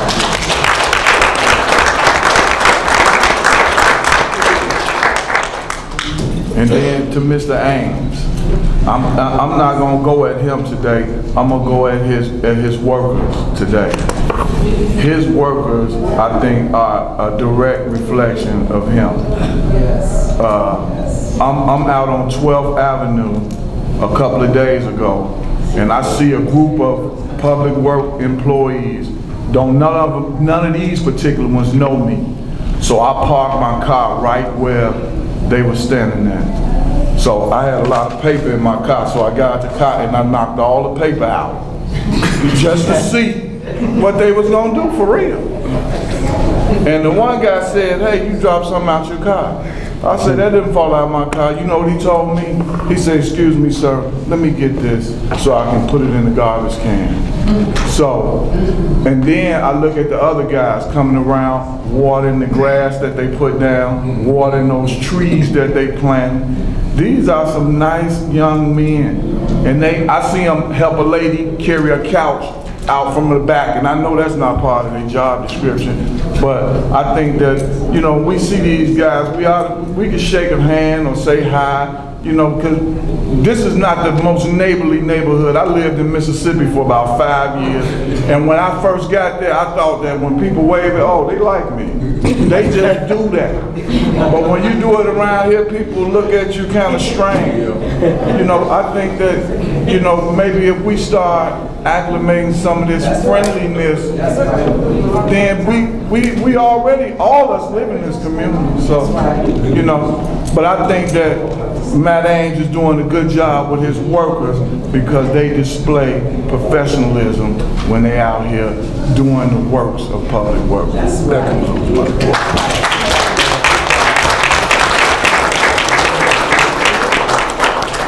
Trustee McGree, you get to follow that. How can I follow that? I will say, again, Director Ames, thank you for your hard work and the work of your department. We talk all the time, so I don't even need to say what I'm thinking, but I do have to echo what Trustee Morris said with thanks to Director Thompson at the Park District. You do a tremendous job, Katrina, and I got to thank you again for including us, not only the building department, but public works, with the additional summer help that we so direly need every year. I mean, I think from the comments that we've gotten and the thank yous, it really does make a difference, the work that these gentlemen are doing. So thank you, Mr. Ames. Continue to do what you do. Thank you. Thank you. Trustee Harvard? I'm quiet. You quiet? Trustee Benson? I'm not quiet. You know, I really do have to echo Mr. Morris, because Katrina Thompson does not get enough recognition. She just really doesn't. She does come in here quiet, tell us real quick, because she's in that 3 minutes. And what's going on at the Park District. So, really good job. All right, Matt, you know you do a good job. So I'm done with you. Thank you, Trustee Benson. Trustee Abraham? I do. I have a question. Like I believe it was last week, I saw your gentleman on the north side of North End of Broadview, from was it 19th or 20th? The 19th or 20th. They were doing the streets again, vacuuming. Can you elaborate on that a little bit more? Where you're at with that? Because I saw 3 crews out there working very diligently. It's a nice service. Well, what we are doing, obviously, is continue to patch, do our cold patch, some parkway restorations. But as far as the excavation, the pothole, the holes that you're seeing being dug on the north side of Broadview, it's done by a subcontractor, NPL. And they're replacing the gas maintenance in all the residential homes over there. We have had a few concerns and complaints from residents as it relates to the parkways, the sidewalks, but rest assured, before they pack up and pull out, everything will be in pristine order, at least according to village standards. So, thank you. Okay. Thank you. Thank you, Director Haynes. Madam Clerk? Number 6, communication.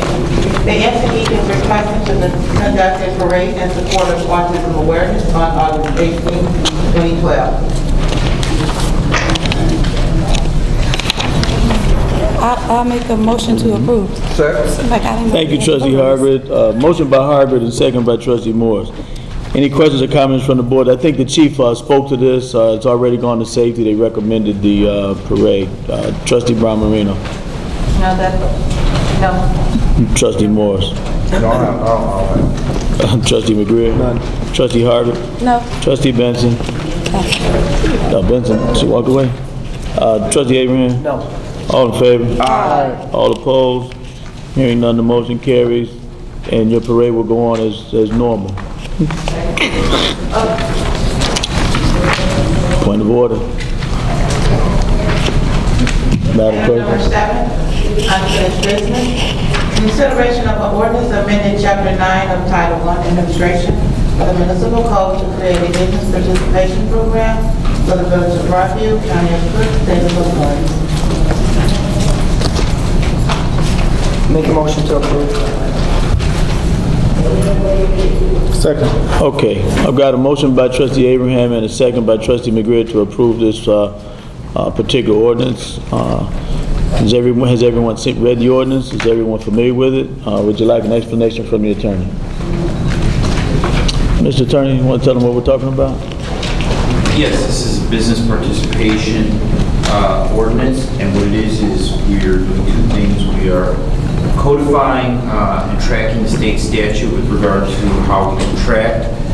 We've always followed this model, but we're doing it in form ordinance so that it's there in our code and we never have to spend any more money on trying to figure it out. And secondly, what we're doing is we're creating a program where by there is a certain amount of the contract work for the village that is allocated to businesses that are certified as either minority-owned, woman-owned, disability, owned by a disabled person, owned by a veteran of 9/11. We think that this or owned by local businesses is the last category. And we think this is a great program because it'll help these more underprivileged companies get more business from the village of Broadview. Okay, thank you, Mr. Turner. Now, do I have any questions or comments from the board, starting with Trustee Marino? Oh, yes. Well, first of all, I want to remind you that the first time that this came up, I had suggested, because it is a very complicated piece of legislation, there's a lot here, I had suggested that we hold a joint committee meeting of Public Works, Streets and Water, Drainage and Health, Streets and Sidewalks, and Finance, which would basically be all of the trustees, in a committee setting to discuss this, because I think there's quite a bit that we should be discussing back and forth. If we're actually going to consider this item today, let me go ahead and spell out some of my concerns with this. First of all, as I said before, I don't believe that this legislation is necessary in the first place. I think, especially with the size of our village and the staffing limitations and what have you, this is the expectations from this legislation would put an undue burden on all of the departments and especially Public Works. And our village has done a very good job of working with local and minority-owned businesses. So it's not an issue that's been a problem. Having said that, there are a number of very specific items that I have here concerns about. For example, on page 4, section 198, the first paragraph. We have, before I address that, let me also say that in the state statute, we already have the provisions, the requirement that any work done on village-owned property that's paid for by public funds is supposed to be put out for competitive bidding. We don't follow that now. I don't know that having this ordinance in place would make a difference. If we're not bidding for a lot of this work, now, why would we start then? And I'll give you an example. There's been a lot of work done on the sewer, especially as our Public Works Department has done their cleaning now. They're finding problems in some of the sewers. This is not emergency work. We have one company that does all of our plumbing work, all of our water main repairs and sewers and hydrants and what have you, and we have never bid for any of that work. Now, the previous administration did the same thing, and I challenged them at the time and said, aren't we supposed to be bidding? And I was told, well, water main breaks and sewer collapses are considered emergency repairs. And I said, but if we have disbanded our Public Works Department and we know that we're responsible for maintaining these systems, we may not know when we're going to get a water main break, but we know that we will get water main breaks. So why aren't we bidding for the eventual work whenever it actually happens? And was kind of laughed at. I brought that up at the beginning of this administration and got the same type of reply. But we have other work that is not emergency work. And I use as an example the sewer repairs right now that should be bid. So right off the bat, if we're not doing it now, what makes me think that this ordinance, except for a lot of additional paperwork, is going to make any difference? One of the other problems that we've had is the question of what is an emergency, as I was starting to say. And we have it here, as I was saying, on page 4, 198. It says, when we're talking about getting the bids, it says that if it's between 2,000 but less than the 20,000, the village president may cause the same to be purchased without previous authorization in the like manner, but the Public Works Director or appropriate department head shall first obtain in writing whenever possible. There's so many There's so much wiggle room in this. Are we saying yes, for all work, we are finally going to start getting bids and start getting estimates prior to deciding who's going to do the work? Or are we putting in so much wiggle room that we're saying, well, unless, you know, you can kind of say it wasn't really practical, it wasn't a good time, which is the wiggle room that we've been through now. Let me move on, though, because there's some other very specific things in here that I think are very problematic. Getting past the whole contract thing. When it comes to, basically what this ordinance is saying is that we are going to set up a program where we will establish a directory of all minority business enterprises, women-owned business enterprises, disabled individual-owned business enterprises, 9/11 veteran-owned business enterprises, and local business enterprises. There's nothing in here that talks about what happens if they overlap. If we have someone who is a minority and women-owned business, or local-owned business and disabled, something like that. Or maybe a locally owned disabled minority female. You know, how does that fit into this? How does that fit into the standards of trying to maintain at least 25%? And I'm sorry. I apologize for those of you who think that I'm going on and on about this, but if we're going to actually consider the ordinance tonight, we need to talk about these things. There's no provisions in here for that.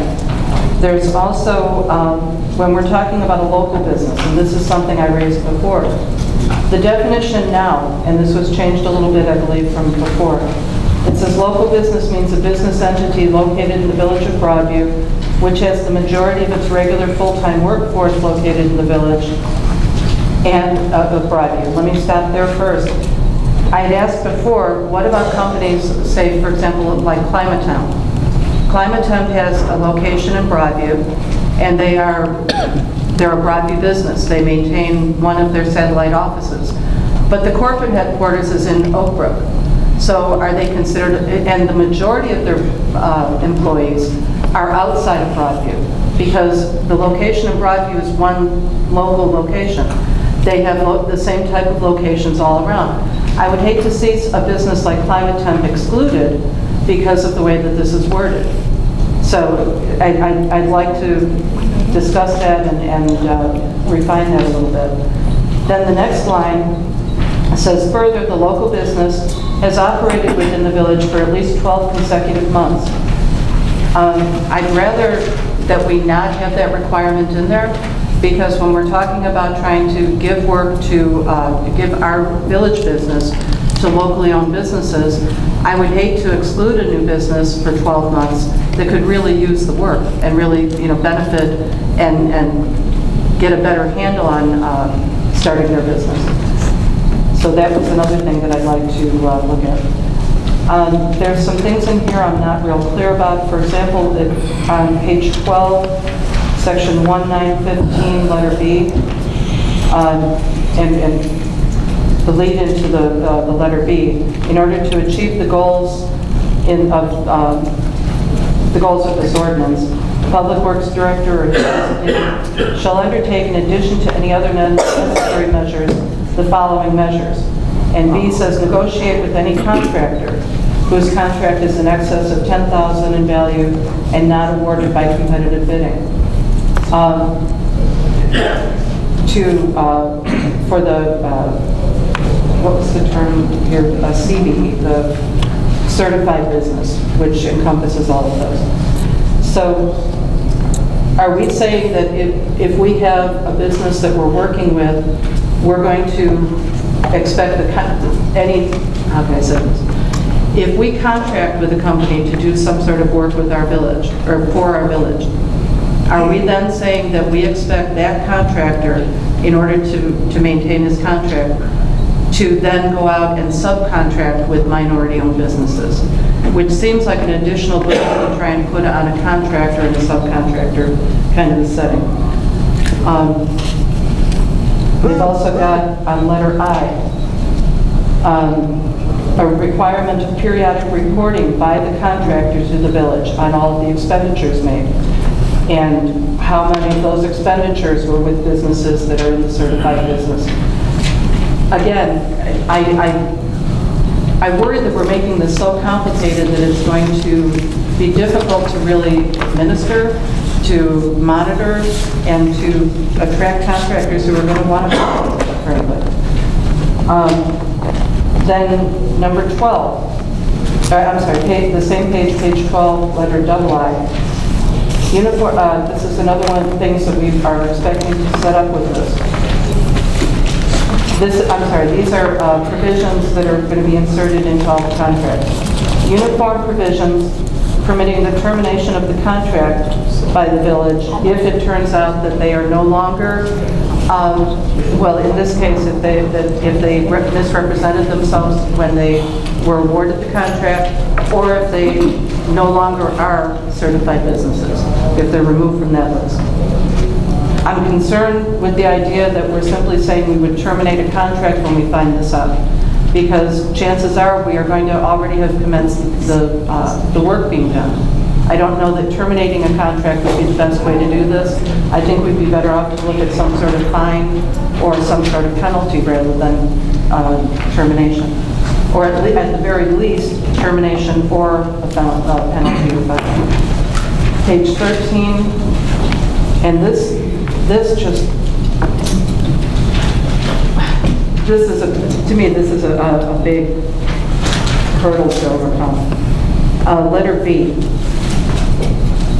We want uniform provisions allowing the village access to the contractor's books and records, including without limitation payroll records, tax returns and records, and books of account on 5 days' notice, so that we can determine that they are in compliance. I've spoken with a couple of different, a lot of business owners since this first came up, and asked them if they were applying for or putting in a bid or trying to get work from our village, would they be deterred by this? And they said, absolutely yes. There's no way that any of the businesses that I talked to would want to have to open up all of their books and records, their tax returns. I mean, come on, this is ridiculous. And I'll tell you what, because this appears to have been designed either by our Public Works Director or in cooperation with our Public Works Director, I would encourage you, Mr. Ames, would you be willing to release your books and records, including your payroll records, tax returns, and your bank accounts to the board for MFA Construction? Well, Ms. Brown, let me respond and say, you of all people should know that MFA Construction has been investigated along with Geno's Plumbing by the Department of Labor at your insistence, the State Board of Elections, the State's Attorney's Office, and any other investigative agency. So that being said, we've already done so. No, you haven't. No, you haven't. And it was not by my insistence. Believe it or not, I'm not the only one who's concerned about you. No, and as a matter of fact, MFA Construction, your official address is in Hillside, and you also have your another location in This is not about him. So I mean, there would be a reason. Beyond the scope of the ordinance that we're discussing. Well, no, I'm quite. You're far beyond the scope of the ordinance we're discussing. You're getting into another corporation that has nothing to do with the ordinance that we're discussing and its status. Well, no, actually, MFA Construction is a contractor doing work with the village, and that's why I was asking him, as a contractor. The ordinance hasn't been passed yet. MFA Construction has not made application to be part of this program that's prospective because it hasn't been passed. Okay, you are far out of order in questioning MFA Construction at this point in the guise of this ordinance. Well, I disagree, but I'll move on because then I've still got concerns with other portions of this. As I said, it's a very complex piece of, a complicated piece of litigation or legislation, and if we're going to vote on it tonight, this is the only time I've got to talk about it. And I would remind you, much of this ordinance, much of it tracks the Illinois state statute. So the wiggle room that you allude to was put in place by our Illinois State Assembly. Right, but we... So your grievances with regard to the Illinois portions that track the statute should be directed to them? No, actually, we are required to follow at least the standards of the statute. Exactly. However, we can make more stringent standards if we'd like. We can. And that's why... But what has been placed in this ordinance, much of it tracks the exact language of the statute. I understand that. I understand that. And I'm saying that I would prefer that we have some more specific language about some of these things. Why? Okay.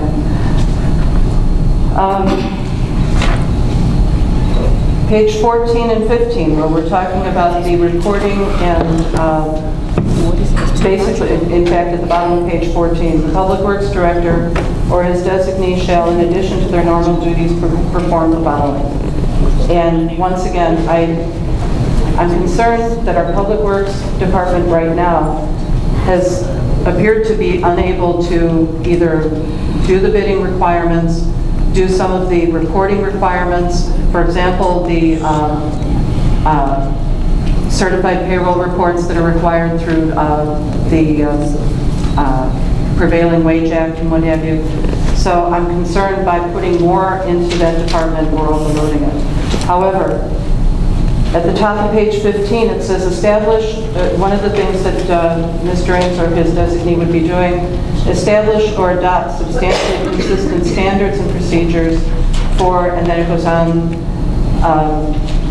for certifying. And then we have my same concern in a couple of other places about decertifying and setting up the procedures.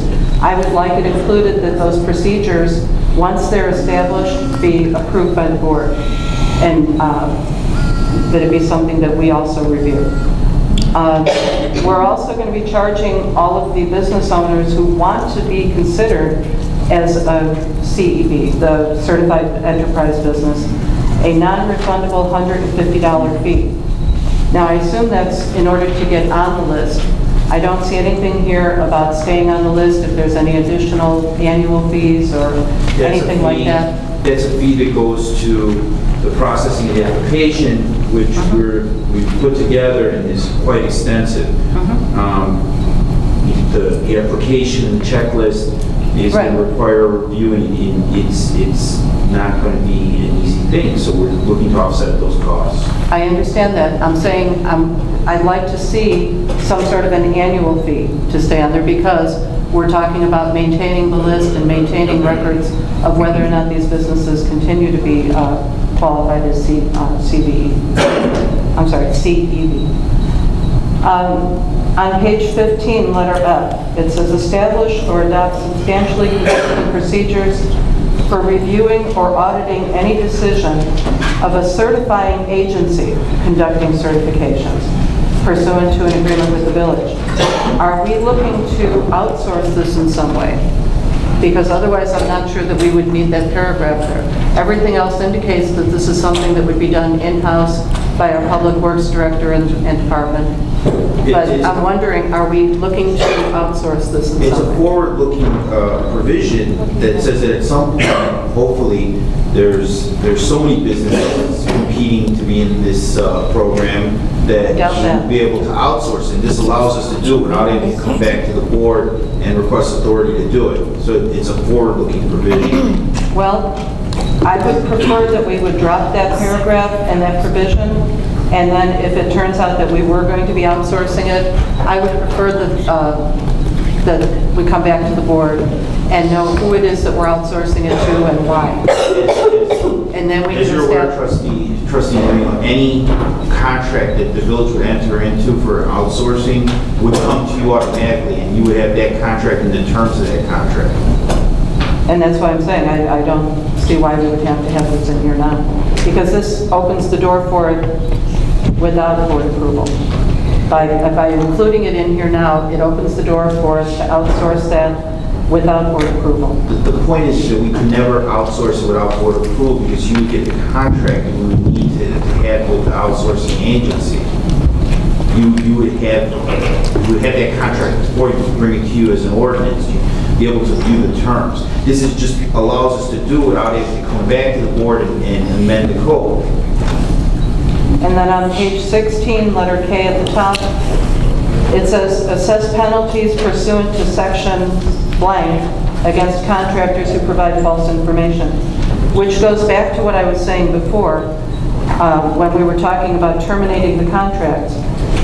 And I was saying I would prefer that we look at some sort of penalty or fine or something like that. This is a scrivener's error. Now, okay, because now this is a scrivener's error. This is my fault, but this is intended to point back to our general penalty provision, which would assess a $750 penalty per violation.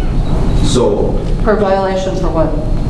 If it's found that the corporation that's applying for the program has falsified their application, provided misleading information, or in other way lied to get on the program, this will give us a mechanism to either fine them or to terminate our contract based on this prior provision. So basically, we've addressed your concerns. You have a possible monetary fine, and you have a possible termination of the contract. So you're saying that paragraph K needs to be amended? Paragraph K needs to be amended in that the section that it refers to is the general penalty of the village. It's my fault when I drafted this. I meant to go back and I did not. It's a scrivener's error, and I'll make the correction in the next version. Okay, and wherever it is we're going back to, though, would have to say something about a fine. Because the first time a fine or penalty is,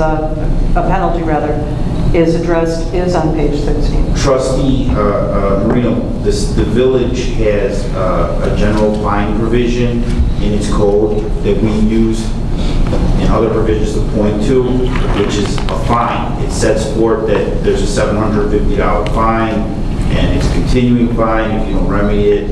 It's a general penalty provision. So this section is meant to point to that section that says that that's how much the fine would be if you violate it.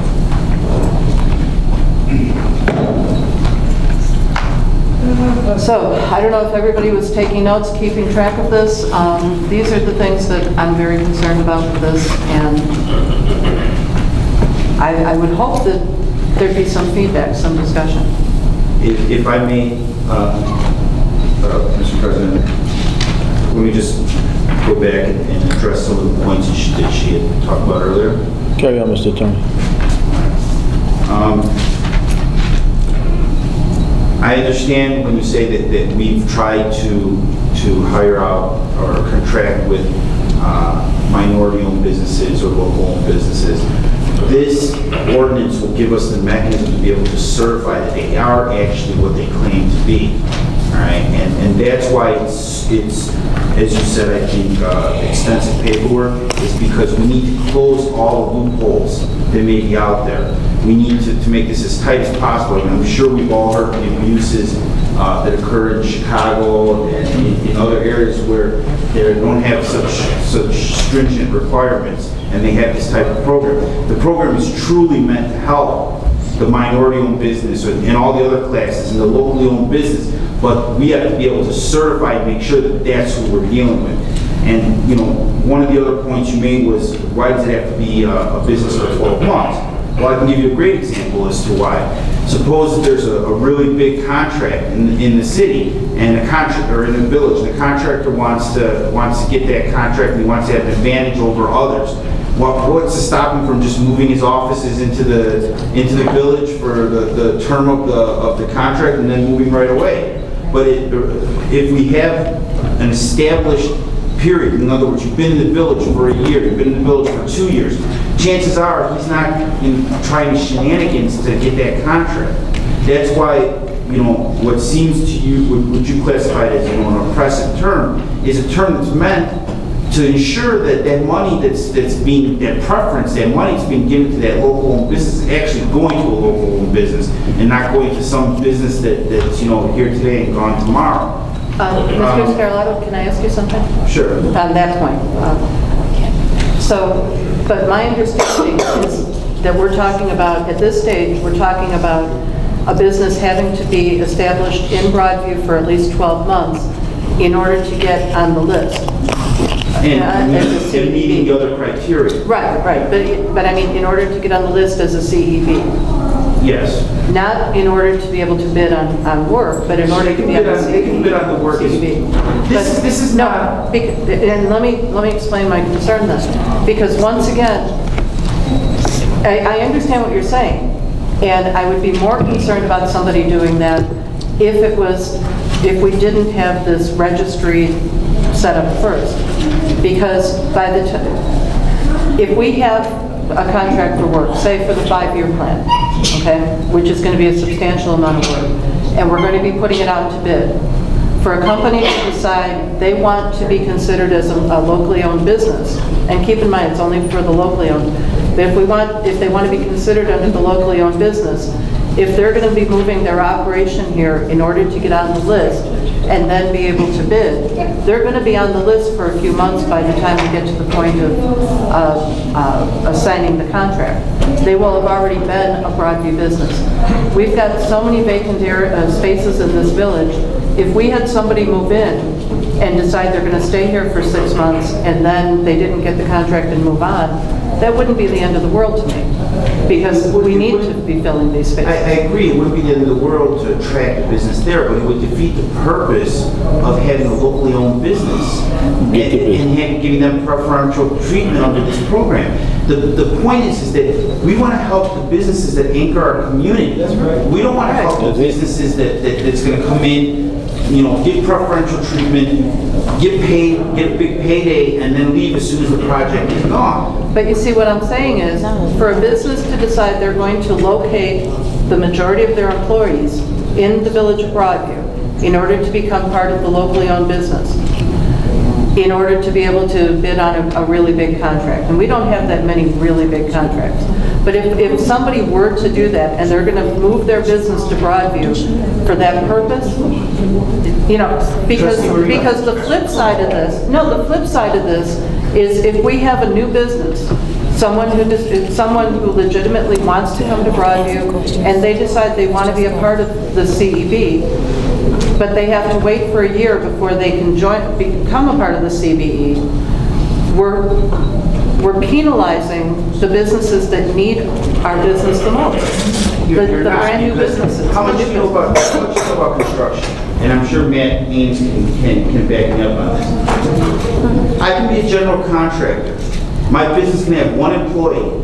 I can move into some little office space with my 1 employee and sub out a huge project to all my various subcontractors, okay? I'm only my 1 employee, and I'm in that one spot, and I've only been there for a month or 2 because I wanted to bid on this big, huge project. Now what I've done is I've cheated all the other general contractors or all the other subcontractors that are in the village of Broadview who have been working and paying taxes and doing all their stuff in Broadview so that I could get that contract.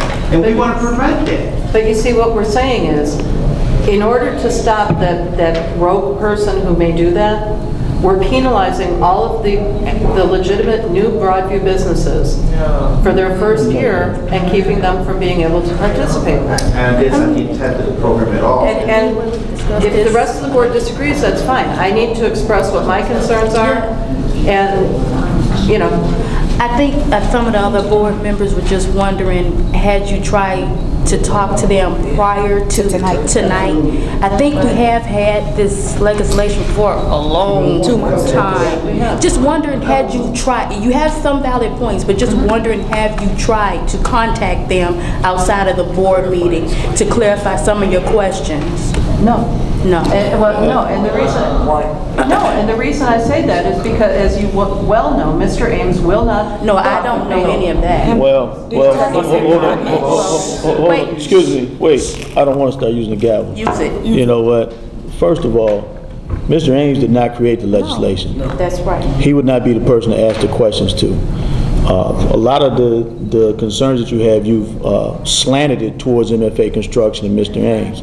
Well, this particular, and I'm just going to speak, and the attorney, you can clear me up if I say this. This particular piece of legislation is not geared at any one particular individual, one particular business, but it provides us the framework going forward, whether Mr. Ames is the Public Works Director, Tom Smith, Jim Jones, or anyone else is the Public Works Director, and no matter who's sitting here. The problem that we had coming into this office is that nothing was documented. We had no framework to do anything, and this gives us the framework to actually enhance and make sure that our local businesses have the first crack at getting the business within the village of Broadview. They pay their taxes here, and they should be entitled to get the business because everybody needs to work. Why would I have some company from Elgin come in here, extract the revenue out of the village of Broadview, not spend any money in the village of Broadview, not pay any taxes in the village of Broadview, and then walk out the door? And to the attorney's point, construction is exactly like he said. Whoever gets the job, it may not be 100% his company doing the work, thus the reason to go and look at the books. Because the abuse is where you have a company that puts a front man in front of the board, says this is the company, this is what we do, and then they turn around, they get the contract based on the fact that they're a minority or a local business, and then they subcontract it out to all their friends from who knows wherever. We've seen that. And none of it fits the criteria nor the reason for having the legislation. And that's where we are with this. There's a whole lot of moving parts in here, absolutely, because it's a very serious piece of legislation.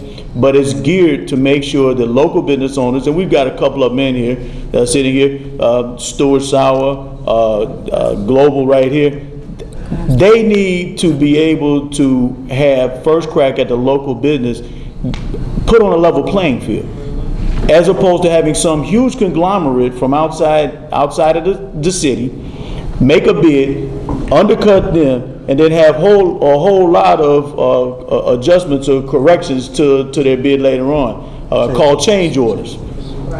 The change orders, and then their bid started out at 100,000, and your local business bid at 125. But when they had their change orders added up, it turns out to 150, 160,000. These are the type of things that we're trying to get in front of.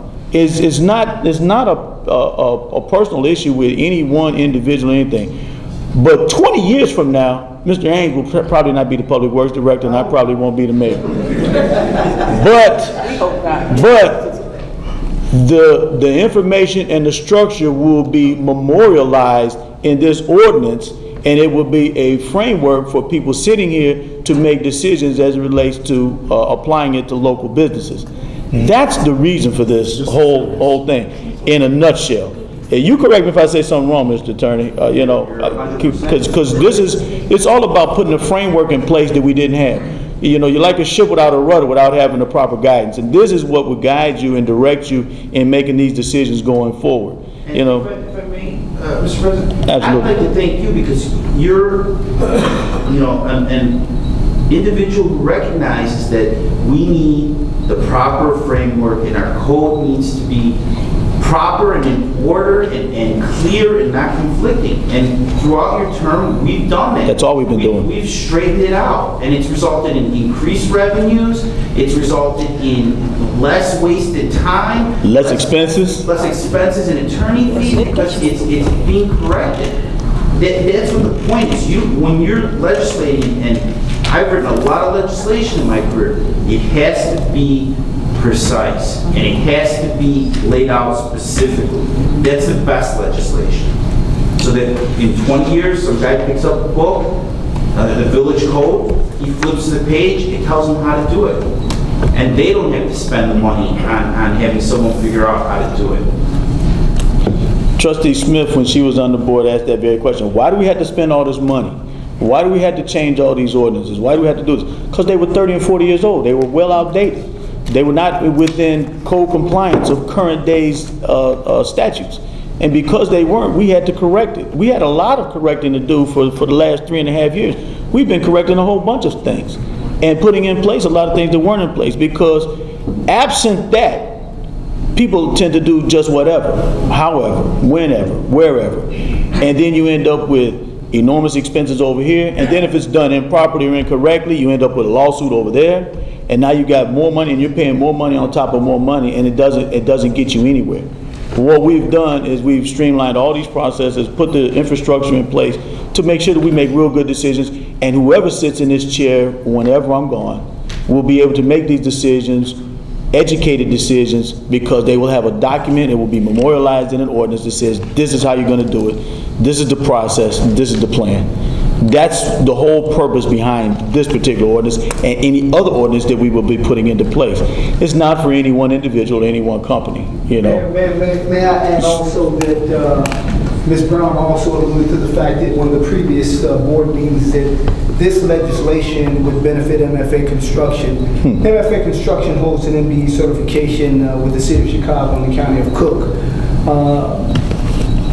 So that the board is clear. MFA's construction only business dealings here in the Village of Broadview is its public works piece for the Village of Broadview.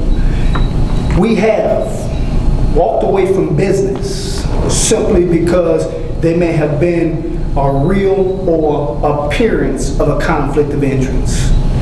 So to make sure that there is no perceived or real conflict of interest as it relates to MFA Construction in exercising its duties as the Public Works Director, the only thing we do here in the Village of Broadview is Public Works. The only thing we will do here in the Village of Broadview is Public Works. So you all are clear. Thank you. Thank you. You have anything more, Trustee Marino? Yeah, a couple things real quick. First of all, I don't believe I was out of line in wanting to address my concerns if I were able, to the Public Works Director. In part because the first time this came up, I did speak with Mr. Finaro, who said, don't worry about it, he's still working with Mr. Ames to try and fine-tune a lot of this. And the ordinance repeatedly talks about it being the Public Works Director who's administering this. So I don't believe I was out of line in not speaking, in saying that I didn't ask my questions prior because of that. Secondly, Mr. Ames, if I ever did indicate in some way that I thought that this was giving MFA Construction an unfair advantage, I apologize. At the very least, you misunderstood my intent. I don't recall saying anything like that. And I didn't see it in that way.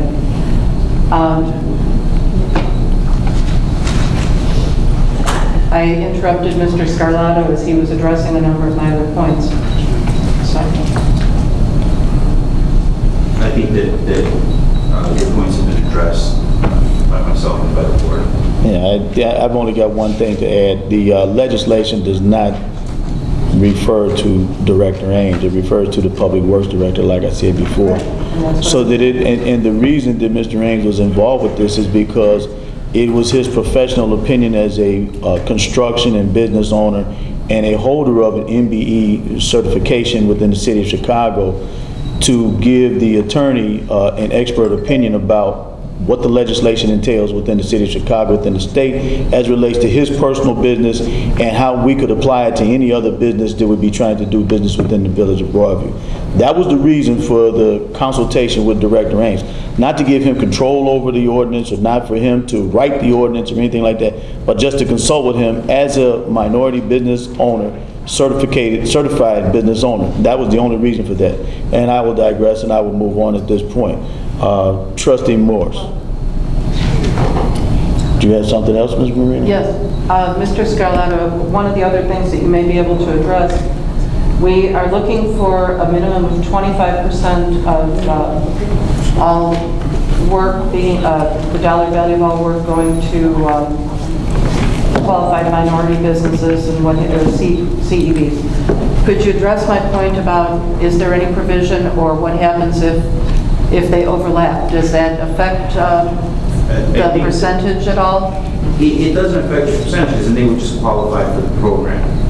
And it'd be one of those situations where you have to look at it a case-by-case basis. You know, if is he disabled, minority owner, is it a local business? We'd have to address that on a case-by-case basis. But once they qualify for the program, he qualifies for the program. Okay.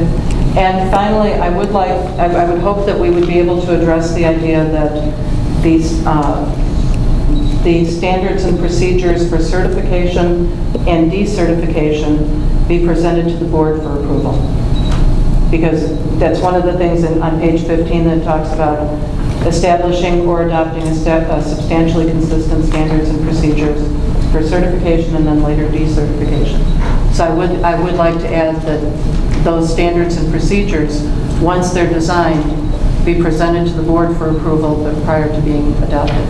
Serve at the will of the board. The board instructs me to do, I shall do. So I wanted to point that out. So no to Trustee Marino. Trustee Morris. Man, that was a lot right there. You know, that's like my grandmother going to church on Sunday. You know, you're not going.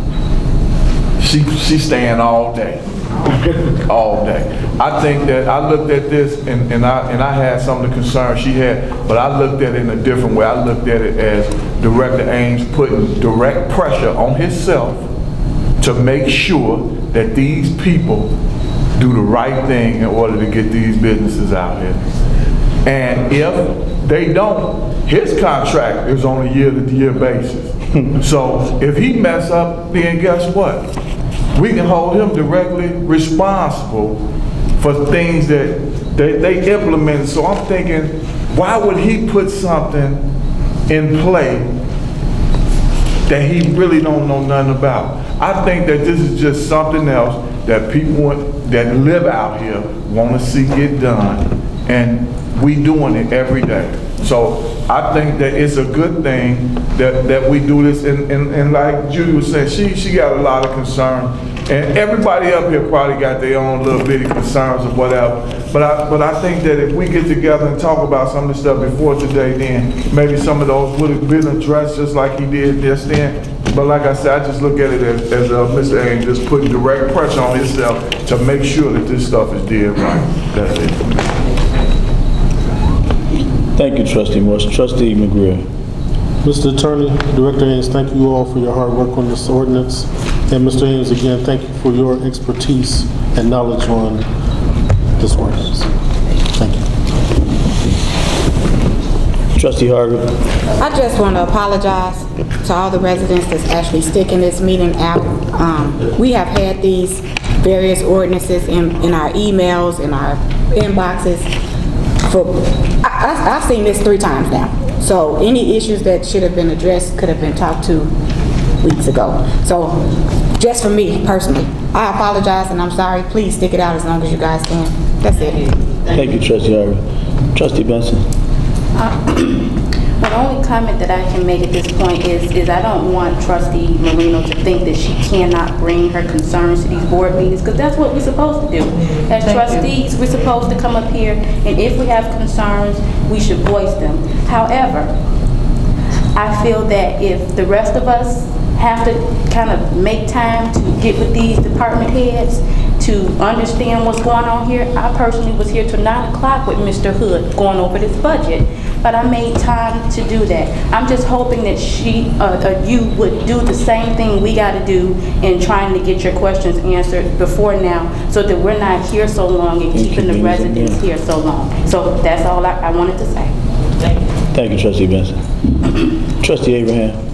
Mr. Mayor, my questions were answered by our village attorney, Phil Fernero, and as well as my meeting with Director Ames, so I'm fine. Thank you, Trustee Abraham. And the only thing I got to add to it, I echo everybody else's sentiments. I think I've said this in other board meetings.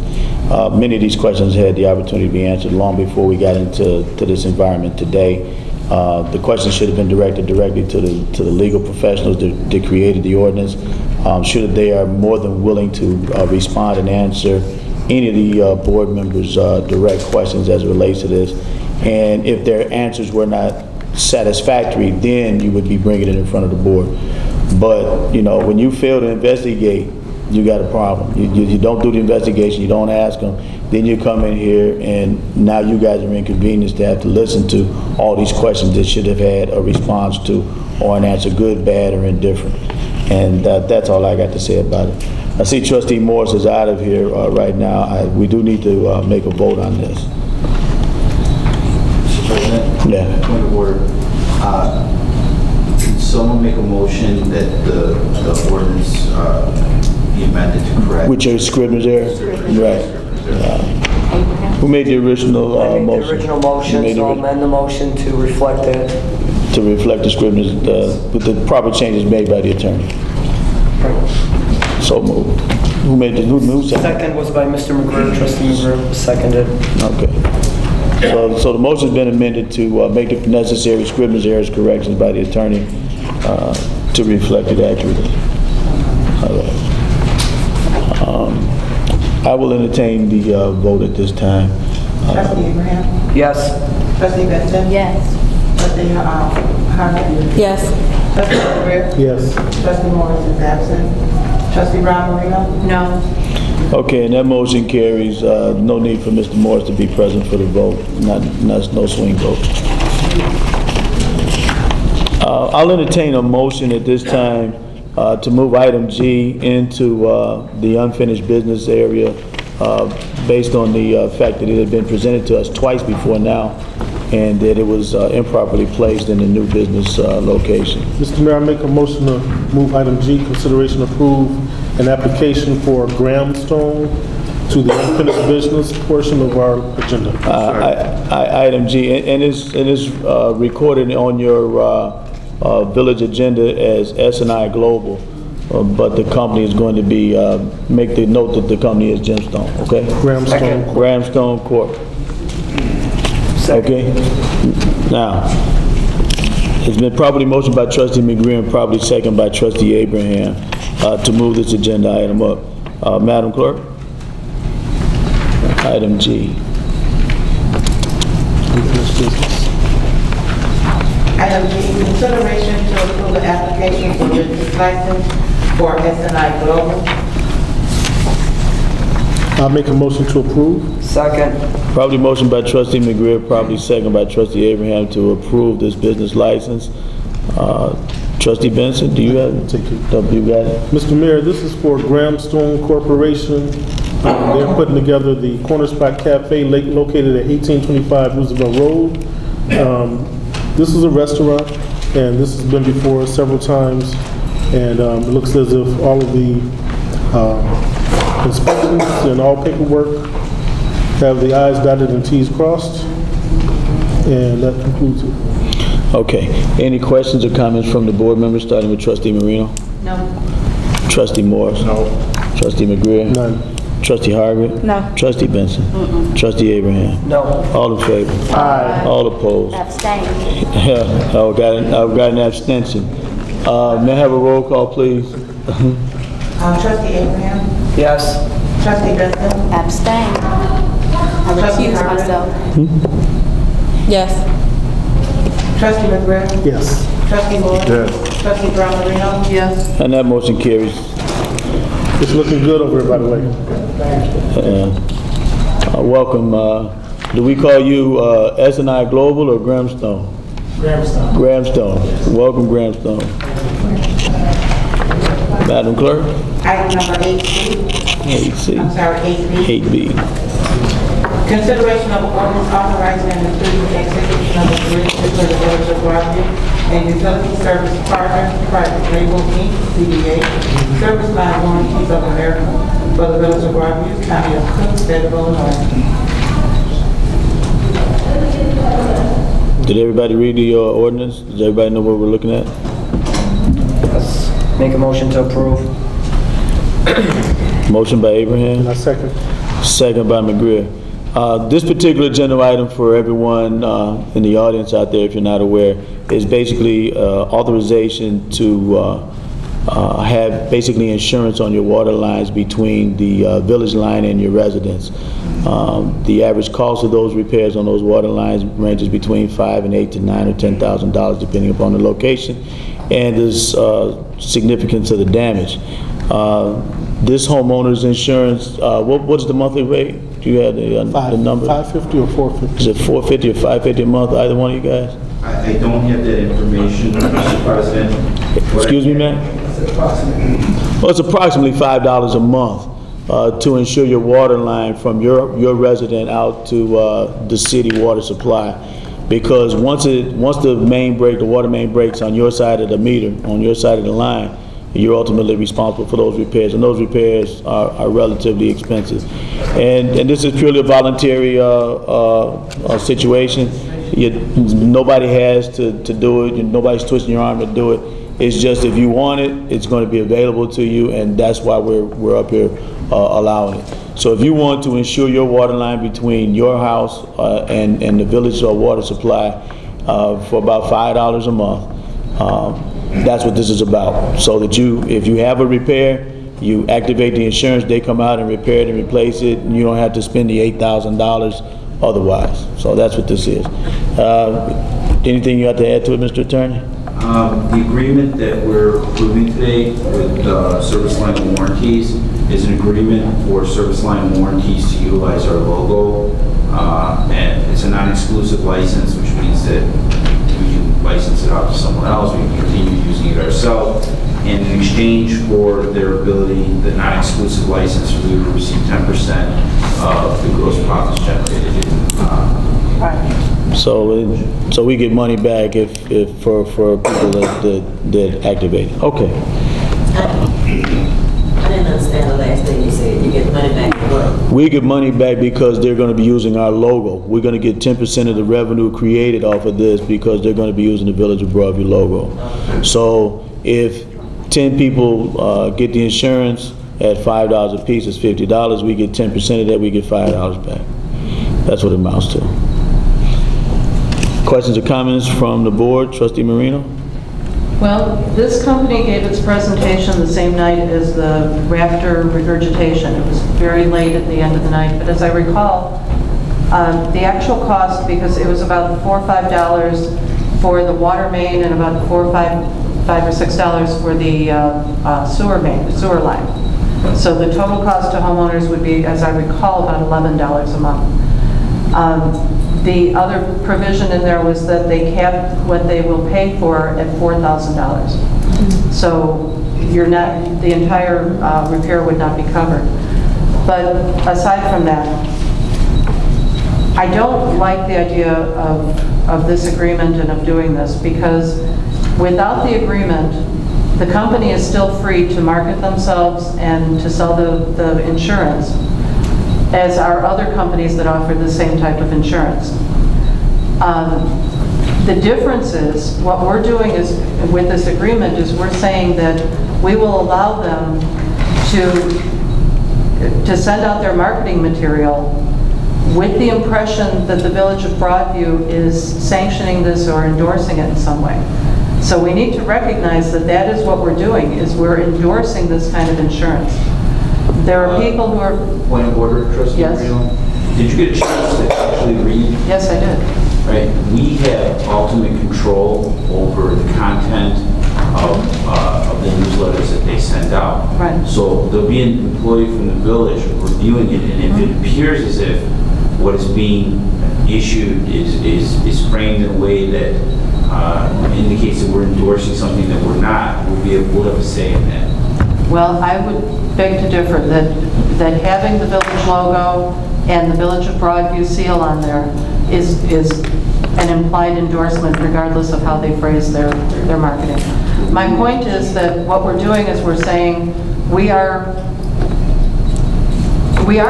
this is what we're doing. We're endorsing this company to provide this service, although other companies can still market themselves as well. And we're doing it in order to take 10% of the premiums that will be paid. I don't see it generating a lot of revenue. I would worry about the perception when people receive something like that, and I would prefer for the company to simply market its service on its own value without having to have the village seal on it. So that's my opinion on this. Thank you, Trustee Marino. Trustee Morris? No. No comment. Trustee McGreer? Yes, sir. First of all, I'd like to say this program goes far beyond Trustee Brown Marino's understanding of how it works. First of all, the $4,000 cap is per occurrence of issues that you may have with your water drain, if you have that program, or supply from the water main to your house. for $5 a month, that's a nominal fee to cover $4,000 of damage per occurrence. So let's say, for instance, you have 5 occurrences in the course of a 12-month period. That's $20,000 of coverage that you have for a little bit less than $100 a year. I'm going to opt to take this, and I'm going to cover my drainage, because every year I have to pay $360 for a plumber to route out the lines where the trees have, come in and block the drainage from my washer and my dishes. So that right there is a 66% savings that I'll take care of right just from that little work that I'm going to have done. God forbid a water main collapse or a water service line collapse or a drainage line collapse. Secondly, Service Line Warranties of America is represented by League of Cities.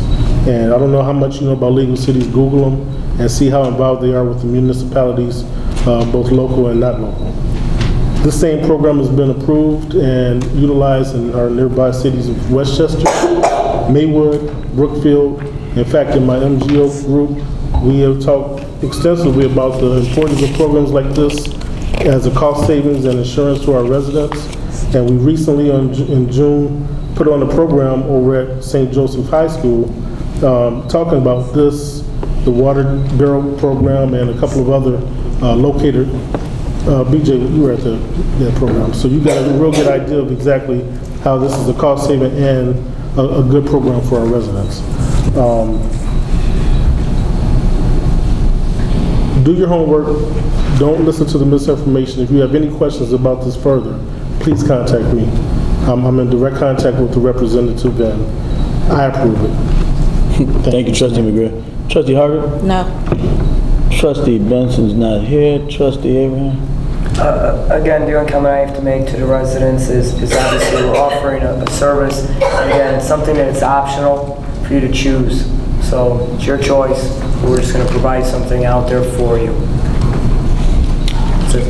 Thank you, Trustee Abraham, and I echo what she just said. Those are the only 2 points that I wanted to make to everybody. It's purely optional. You don't have to take it. It's being offered to you.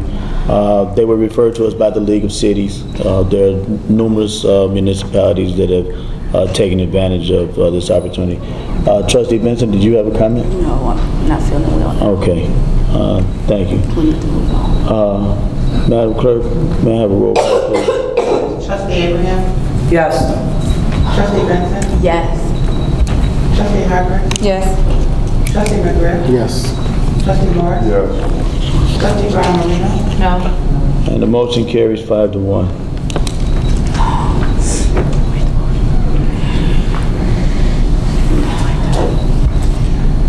Item number 8E. C.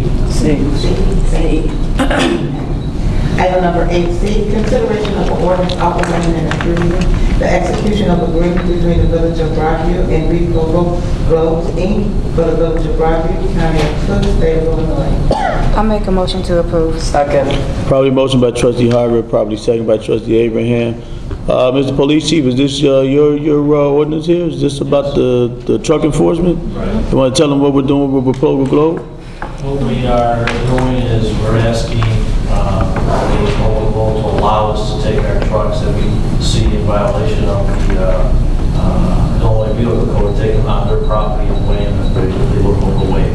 So it's more of an indemnification type of process and agreement with them. So we try off for 25th and I believe 23rd. So that's a private driveway there. We take the trucks in. So we would be placing the mobile scales over there Right, to portable scales to go on their driveway, their roadway there, and with our trucks. Okay. Thank you, Chief. Questions from the board, starting with Trustee Marino. Chief, are we looking at setting up a weigh station? No. So this is just as Portable needed scales. when they're, right, I know it's the portable scales, but we're not going to set up a weigh station periodically, just when we come across a truck we have to weigh, that's where we'll go to do it? Wonderful. Okay, thank you. Any other comments, Trustee Marino? No. Thank you, Chief. Trustee Morris? He's steady at it, that's Trustee McGreer. Trustee Harvard. I just would like to point out, I talked to the attorney about this, so at first I was a little reluctant because I was like, what if they try to come back and sue us about if someone hits something with their building, if one of the trucks fly off the road or something, and he assured me that we didn't need any extra insurance. So I'm happy we were able to find somewhere and get the trucks off the street so I don't be stuck in traffic waiting on them to weigh a semi or something. So I appreciate us looking for something off the road and free. Okay. Thank you, Trustee Hargett. Trustee Benson? Trustee Hargett, I had about 4 or 5 questions, and that was my last question out of the bunch. I emailed my stuff a while ago, and I already got my responses, so no other questions. Trustee Abraham? No questions. All in favor? Aye. All opposed? Hearing none, the ayes have it, and the agreement with Repogo will be a part of the record. Madam Clerk? Item number 8E, consideration of an ordinance authorizing and approving the execution of the collection recovery service agreement between the Village of Broadview and the Municipal Collection of America, Inc. for the Village of Broadview, County of Cook, State of Illinois. Motion to approve. Second. Probably motion by Trustee McGreer, probably second by Trustee Abraham. Does anyone have do you want to explain the ordinance? Yes, this is the village's ordinance for a contract with collection recovery services. We negotiated the agreement. I apologize if we got it to the trustees late, but we didn't complete our negotiations and corrections until late Saturday. So we got it to you a little later on that. Okay. Mr. Mayor, if I could add sure. The presentation I did a couple of weeks ago on the collection services, and we have the owner, Mr. Jeff Wood, that came. I asked him to be here tonight at the event. If you have any questions, even though I believe no questions. How you doing, Jeff? 2 weeks ago. Okay, well, I'm sure that some of the board members may have some questions. We're going to get to that, Chief. Okay, and we've had collection services prior to this, and we generally do this every year. But I'm going to move on with the questions and comments from the board members, starting with Trustee Marino to my left. Chief Tegera gave an excellent presentation about why he felt that it was necessary to make the change, and I did get a chance to read the contract. Now I have no questions. Thank you, Trustee Marino. Trustee Morris? None. Trustee McGreer? None. Trustee Hargett? No. Trustee Benson? None. Trustee Abraham? None. All in favor? Aye. All opposed? Hearing none, the ayes have it. Welcome with our new collection service. Item number 8F, consideration of an ordinance authorizing the issuance of a water works for the Village of Broadview, County of Cook, State of Illinois. Motion to approve. Second. Probably motion by Trustee McGreer, probably second by Trustee Morris. Excuse me? She didn't finish reading? I thought you did. Go ahead. Carry on. I didn't say the amount. I think we do warrant that I completed. Yes, ma'am. The insurance of the water works and storage revenue funds for the Village of Broadview, County of Cook, State of Illinois, and grade the principal amount not to exceed $12 million. All right, now. Motion to approve. Motion by McGreer, second by Morris. Okay. Questions or comments from the board, starting with Trustee Marino. Well, we had a special board meeting a couple of weeks ago on a Friday, and after the meeting I had an opportunity to speak with Mr. Coyne. Was asking him some questions that I had about the material we'd already received, and Mr. Finaro joined us and said that he had new material that was replacing the old material. I asked him when we would get it. He said, well, I've only had it for 2 days. I said, that's 2 days you could have given it to us if you expected us to vote that night. I asked him for it again before the board meeting when this was on the agenda. I asked when we received this material again. I don't have any updated material on the sale of these bonds. Any updated fees, costs, debt service, interest rates, what have you. So I'm surprised that we're actually going to be voting on it tonight. Mr. President, if I may. This ordinance goes to, it's a procedural ordinance it has to satisfy statutory notice requirements. If this passes today, you will receive an ordinance with all of the specifications for the bond issuance, all right? At this point, this is just so that we can get our proper notice out and that people can object if necessary. Okay. Any of the specifics, rates, and I'm by no means a numbers guy, and I generally want to sound smart when I talk, doesn't always happen, but Mr.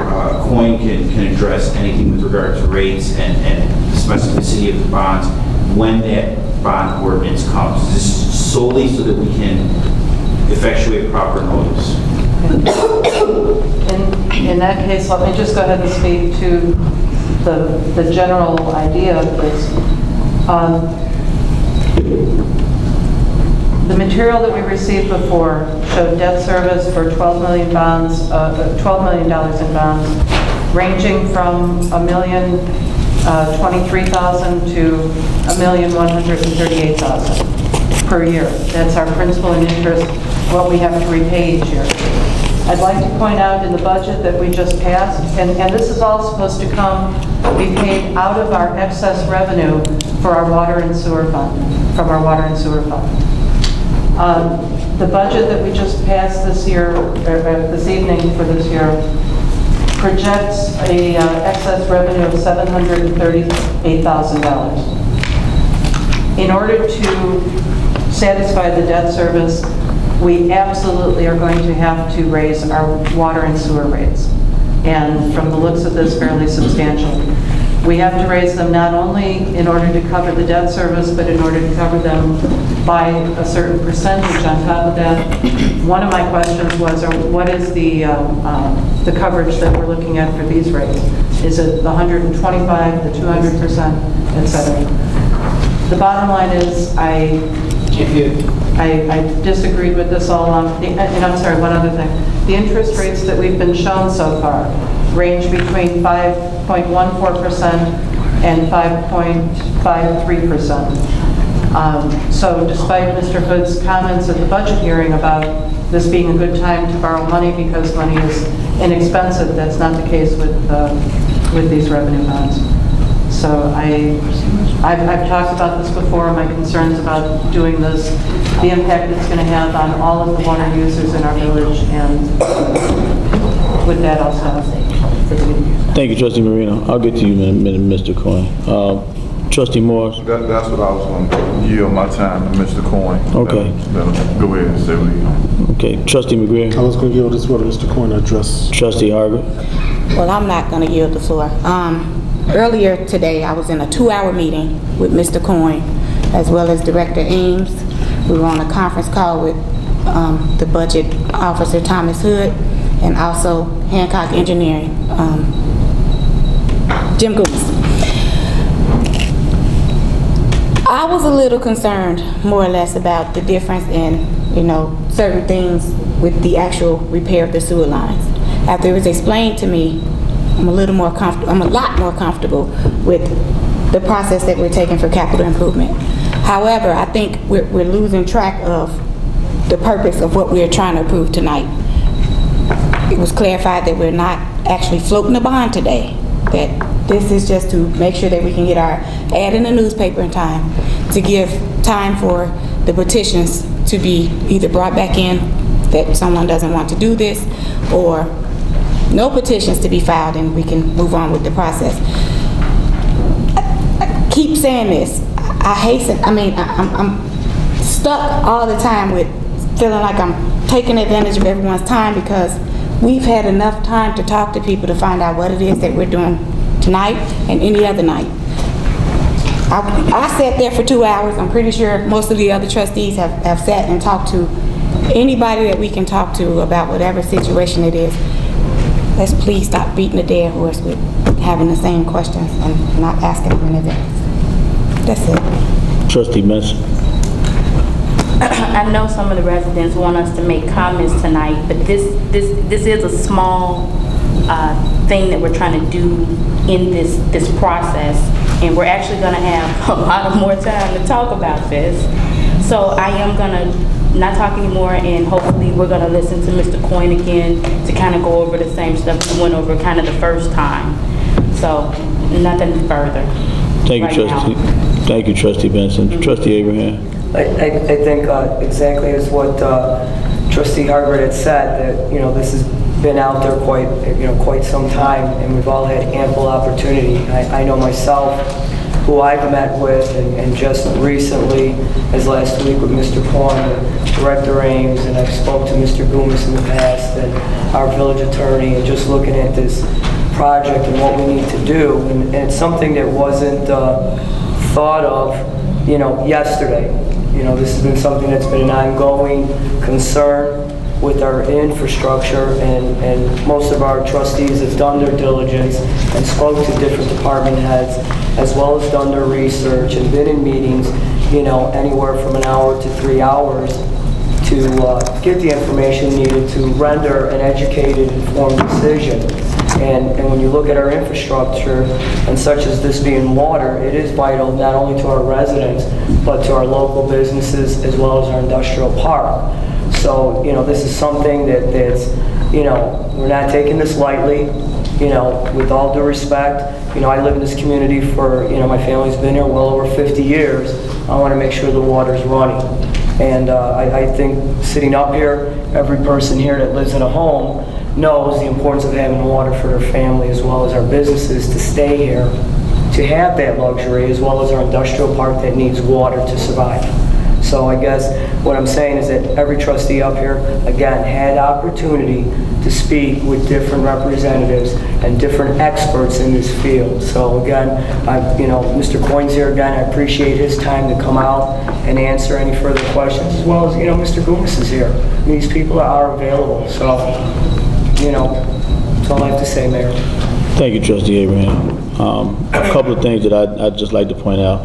First of all, let's remember that the real situation what we're dealing with tonight in this particular ordinance is just a notification.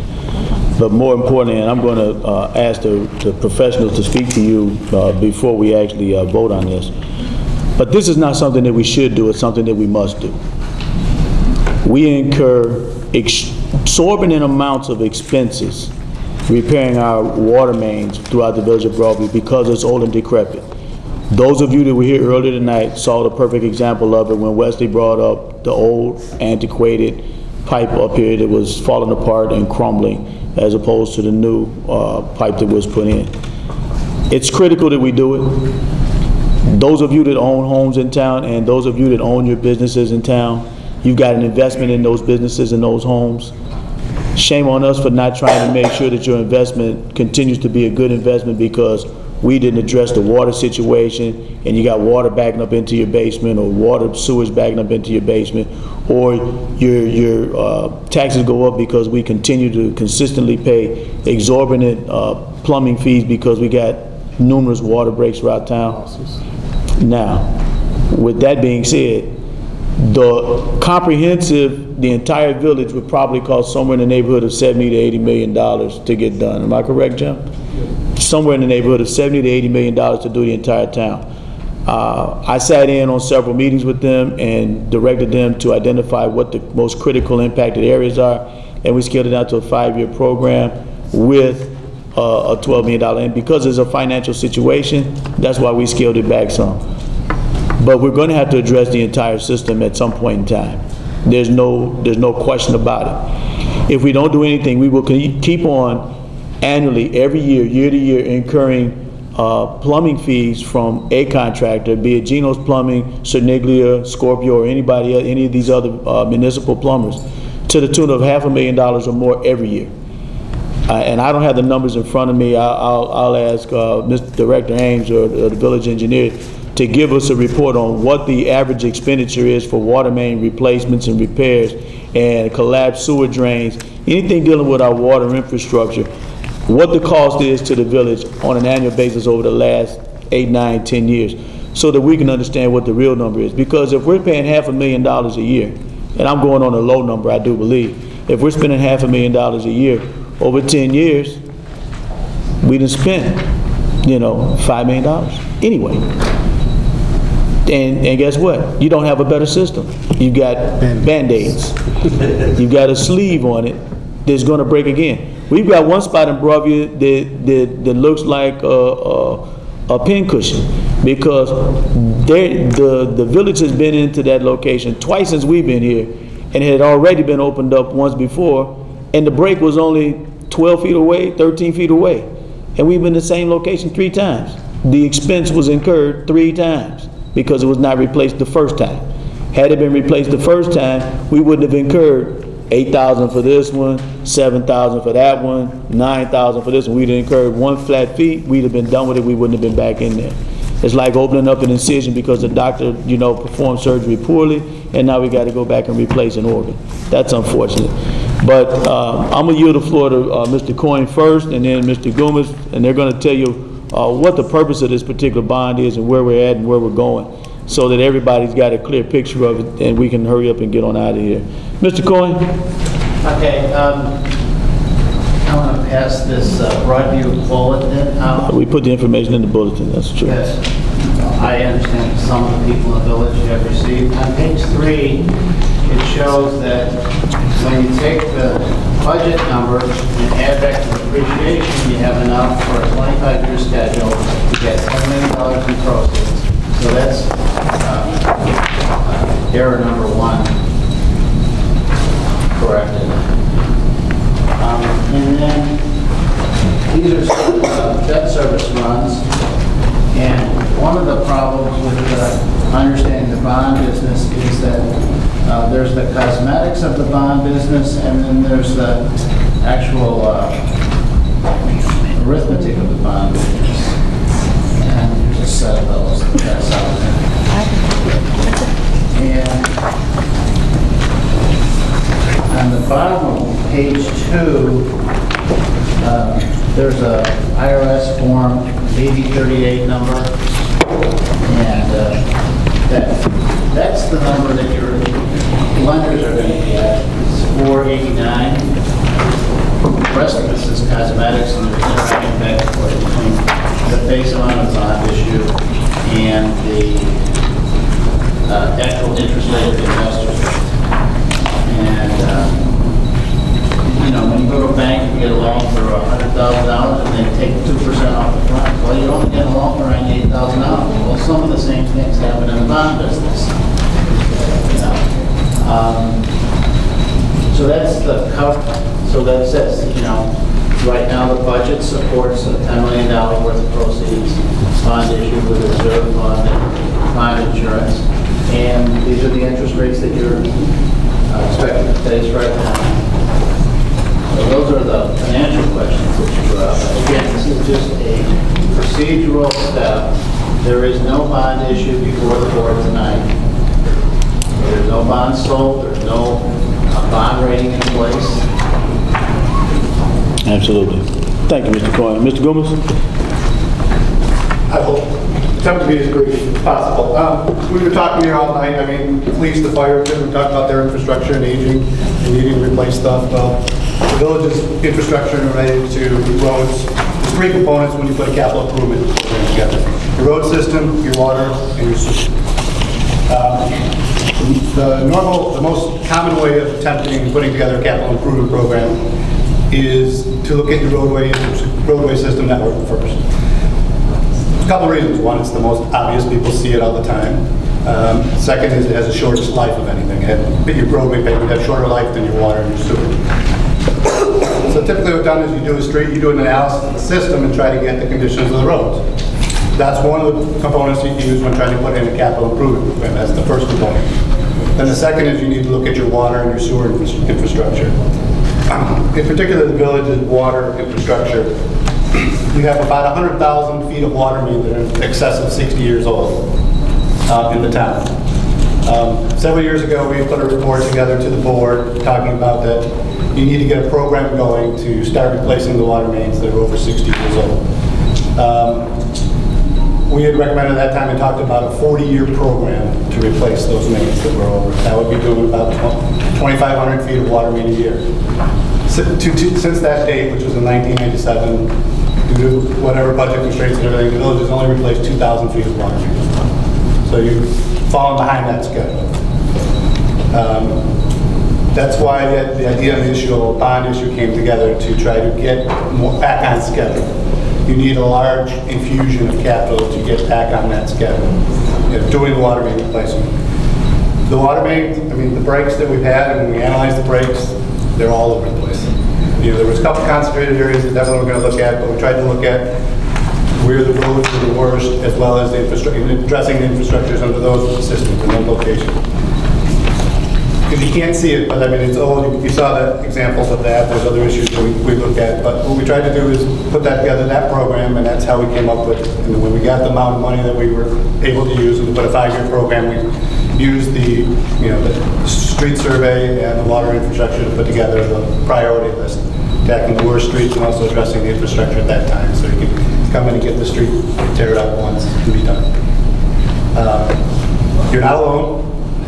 There are many communities in the area, all allowed in the same boat, but what's happened is you had that 60 to 80 years of, first 60 years of the water main, there weren't as many expenses because there were stuff, but now you're getting to that point where you've got to pay.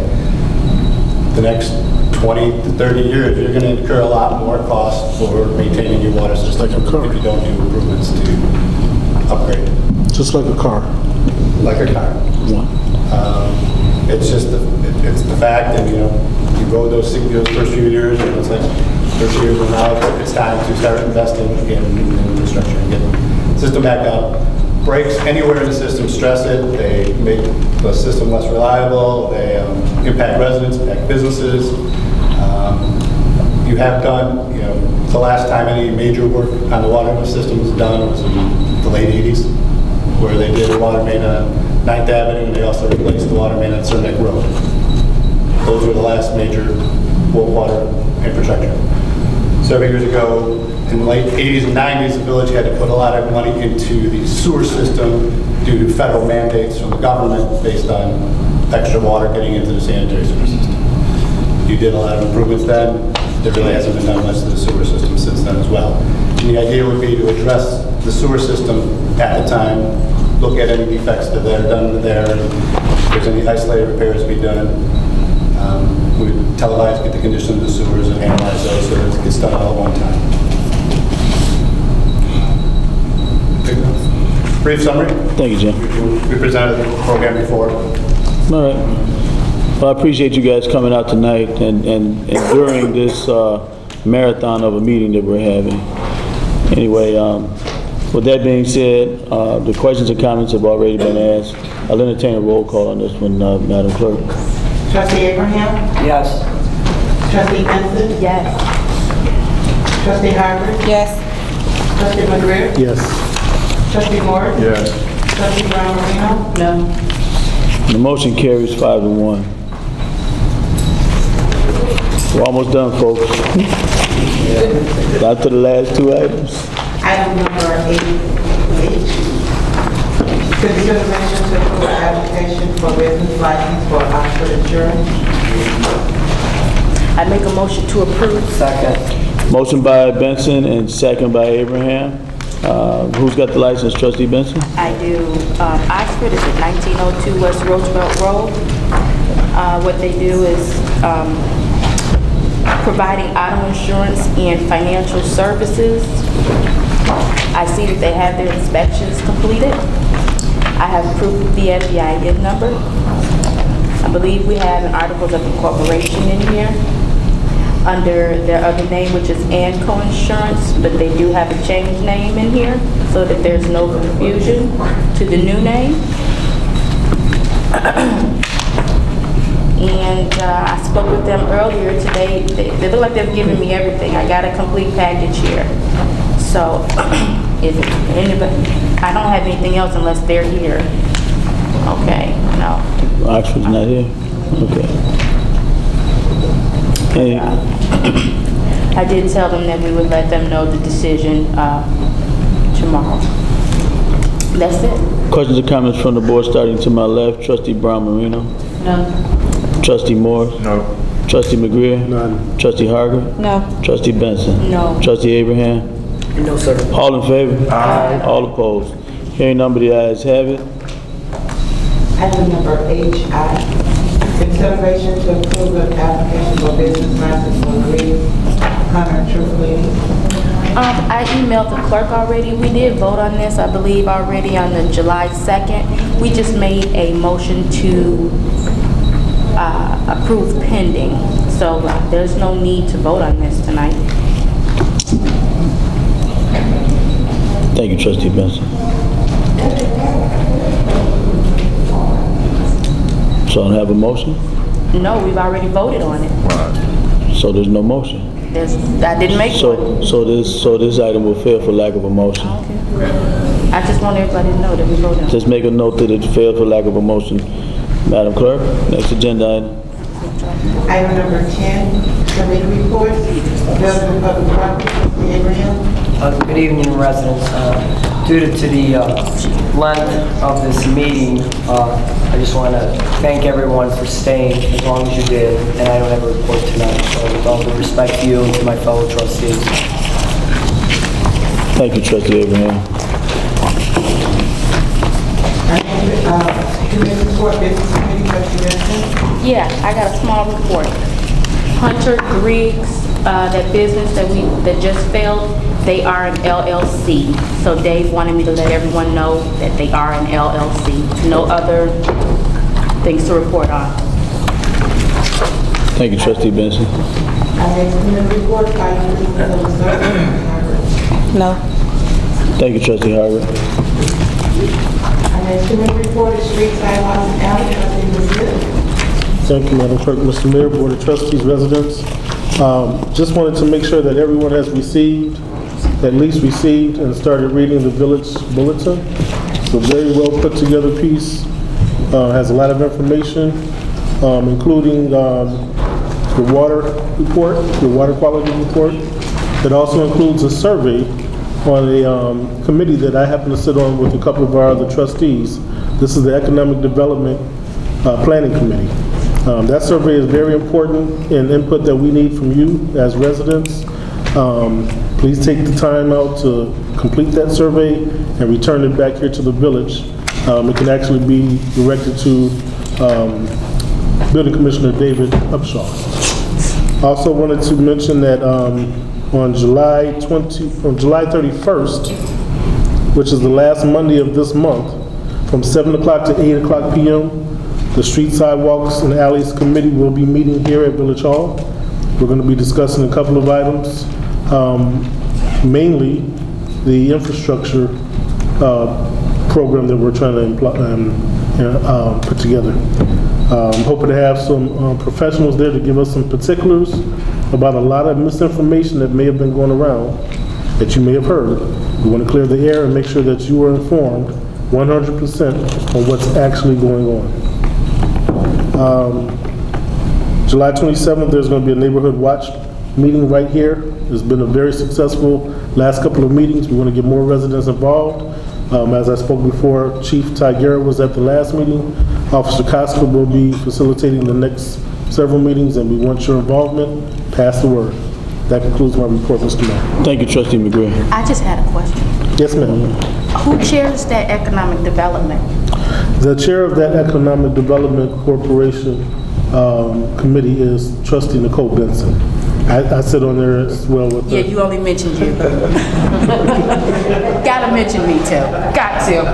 I apologize, Trustee Benson. Don't forget me. Never that. Shame on you for not saying it first. No, I just you don't had the first want crack them. at it. No, I But don't go ahead. have first crack. I'm letting them go home. Thank you, Trustee McGrath. Madam Clerk. Our next committee report is Finance Committee, Trustee Morris. No report. Thank you, Trustee Morris. Our next committee report is Water Drainage, and you have Trustee Brown Marino. No report. Thank you, Trustee Brown Marino. Our next committee report is Village Clerk Maxine Johnson. I just have a couple announcements. Information is also listed in the back table. I would like to announce that Congressman Danny Davis invites you to attend Tuesday, August the 7th at 7 p.m. He will be here at the Village of Broadview with the council chambers. And the agenda items will be about our federal budget, jobs and economic, housing, education, and other issues. I'm sorry, when is it? When is that? Tuesday the 7th. Tuesday the 7th at 7 p.m. And that information is sitting in the back paper, so if you want to make a flyer, here it is. Also, I'd like to announce that Commissioner Larry Robbie, also in partnership with our own mayor, Sherman Jones, will be presenting a Paleo property tax. It will be in Maywood Public Multi-Purpose Center. That's right across the street from the police department. That's 200 South Fifth Avenue in Maywood, and that's July 19th at 7 p.m. So make sure this is open up, I think, to provide those township residents. Yeah, I'll talk about it, yeah. Okay, and that is July 19th at 7 p.m. So if you want that information, those flyers will still be back there also. Thank you. That concludes my brief report. Thank you. Our next committee report, our next president. On the heels of what she was talking about, she stole my thunder with Congressman Davis coming out on August 7th to do a town hall meeting. But also Commissioner Rogers will be out, and the reason that he decided to do a consolidated meeting was because of the turnout that he had at his last village meetings with tax appeals. You couldn't get in, there was not enough room. You couldn't get a seat in the room. So he just needed a bigger venue, and a couple of different locations were discussed. He ended up selling them, going over to Maywood. So that's what happened there. But I just wanted to talk about a couple of things that occurred tonight. Wait, when is excuse me? When is Commissioner? I don't have the date. You got the date for Commissioner Rogers? Yeah. This is Thursday, July 19th. Okay, thank you. July, Thursday. It's Thursday. July 19th. Yeah. This Thursday. There are Thursday, July 19th at 200 South Fifth Avenue for tax appeals with the commissioner. A couple of things that occurred tonight, and then we can get out of here. First of all, I need everyone to understand that this is a village and we're trying to all work together. Thus, you saw the park district in here, and we work closely with the school boards and the library board also. So it's a collaborative effort to try to move the entire village forward. Having said that, locally here within the village, I cannot say enough about our department heads, their due diligence, their attention to detail. They're holding the line on their expenses, cost cutting, and operating within budgetary constraints. It's because of these department heads that your village has. You got other villages that are out there that are envious of us. And they need to be recognized appropriately for their efforts in working within the constraints of the budget. And trust me, it is not an easy task when they come to me and I tell them no all the time. You know, we'll have to figure, go back to the drawing board to figure out how to find the money, chief, you know. And unfortunately, the chief took a shot at the fire chief because he's getting a new ambulance over there for $147,000. But he didn't tell you he was the first kid on the block with the new toys, you know. How many new vehicles do you have in your department, sir? 3. 3? I only got 1. Yeah, you got 1, right? So we are addressing, and I said that, and you know, we laugh about it now, but it's very important that we maintain the integrity of our safety departments within the village of Broadview. Our police and fire departments are critical to the quality of life within the village of Broadview. And my mission is to make sure that they get all the tools that they can within the finances that we have. To that end, we started with the police department getting vehicles and other items of need. We're in the fire department now. We're getting the first ambulance now. He's working on a fire truck. And your department heads are very creative. Matter of fact, people have probably solicited some of them to work in their towns. But one thing that came up earlier tonight, and it was brought up by Ms. Williams, and it was about development. And Senator Lightford made a comment about the town being a red line town. And I don't like to be considered a red line town or neighborhood. Broadview historically has not been a red line or a red line town, and I don't even know what the criteria is to make you a red line municipality. But what I will say is this, that we have a lot of challenges as it relates to going to national chains and getting them to come to the village of Broadview, even though we have a major thoroughfare like Roosevelt Road and a secondary major thoroughfare like Cermak Road in town. Some of the challenges are, and it starts with Cook County taxes. The reason that the Village Square has got a problem getting renters is because the taxes are too high. And because the taxes are so high, they have to charge a greater amount for the rental space in order to cover the taxes and to make a profit. So to rent 1,000 square feet in the Village Square Mall may cost you $500 or $600 a month more than it would in another neighboring town. We don't have that luxury in Broadview, so you have to be creative. Thus, that's why we have some TIF districts, and that's why we offer tax incentives to them. And even in many of those cases, we can't get the people to come out. And there's some other mitigating factors to that. Some of it has to do with union wages. Some of it has to do with not wanting to be the first one on the block, but wanting to follow the herd and be part of what's already established, i.e. Blake Street and Oak Park, Madison Avenue and Forest Park, the North Riverside Mall, the Oak Brook Mall. Those are already established venues where people know that they will have traffic that's looking for certain things. So our challenge is to try to convince somebody to be a trailblazer and step out, out there and come to the Village of Broadview. So that's what the challenges are. I've talked to the developers, I've talked to numerous businesses, and most of them say that they just don't like being the first one, the first player in the game. So what I'm trying to do is get a collaborative situation where I get them to agree to come, provided I get other similar and like businesses to come in the same general location. So if I can get 3 or 4 of them to say, okay, we'll come if so-and-so and so-and-so comes, or if you got 3 or 4 more businesses coming, and that's the endeavor that we're undertaking right now. I do think that it'll be a shorter window than was originally anticipated, because I do think that we've got a good presentation in front of them now. So I'll leave you all with that. I want you to have a safe trip home. It's after 10:30. I know everybody missed the news, and I apologize for the lateness of the meeting tonight. With that, I'll entertain a motion to adjourn tonight's meeting. Motion to adjourn. I second. Motion by Abraham, second by McGreer. All in favor? Aye. All opposed?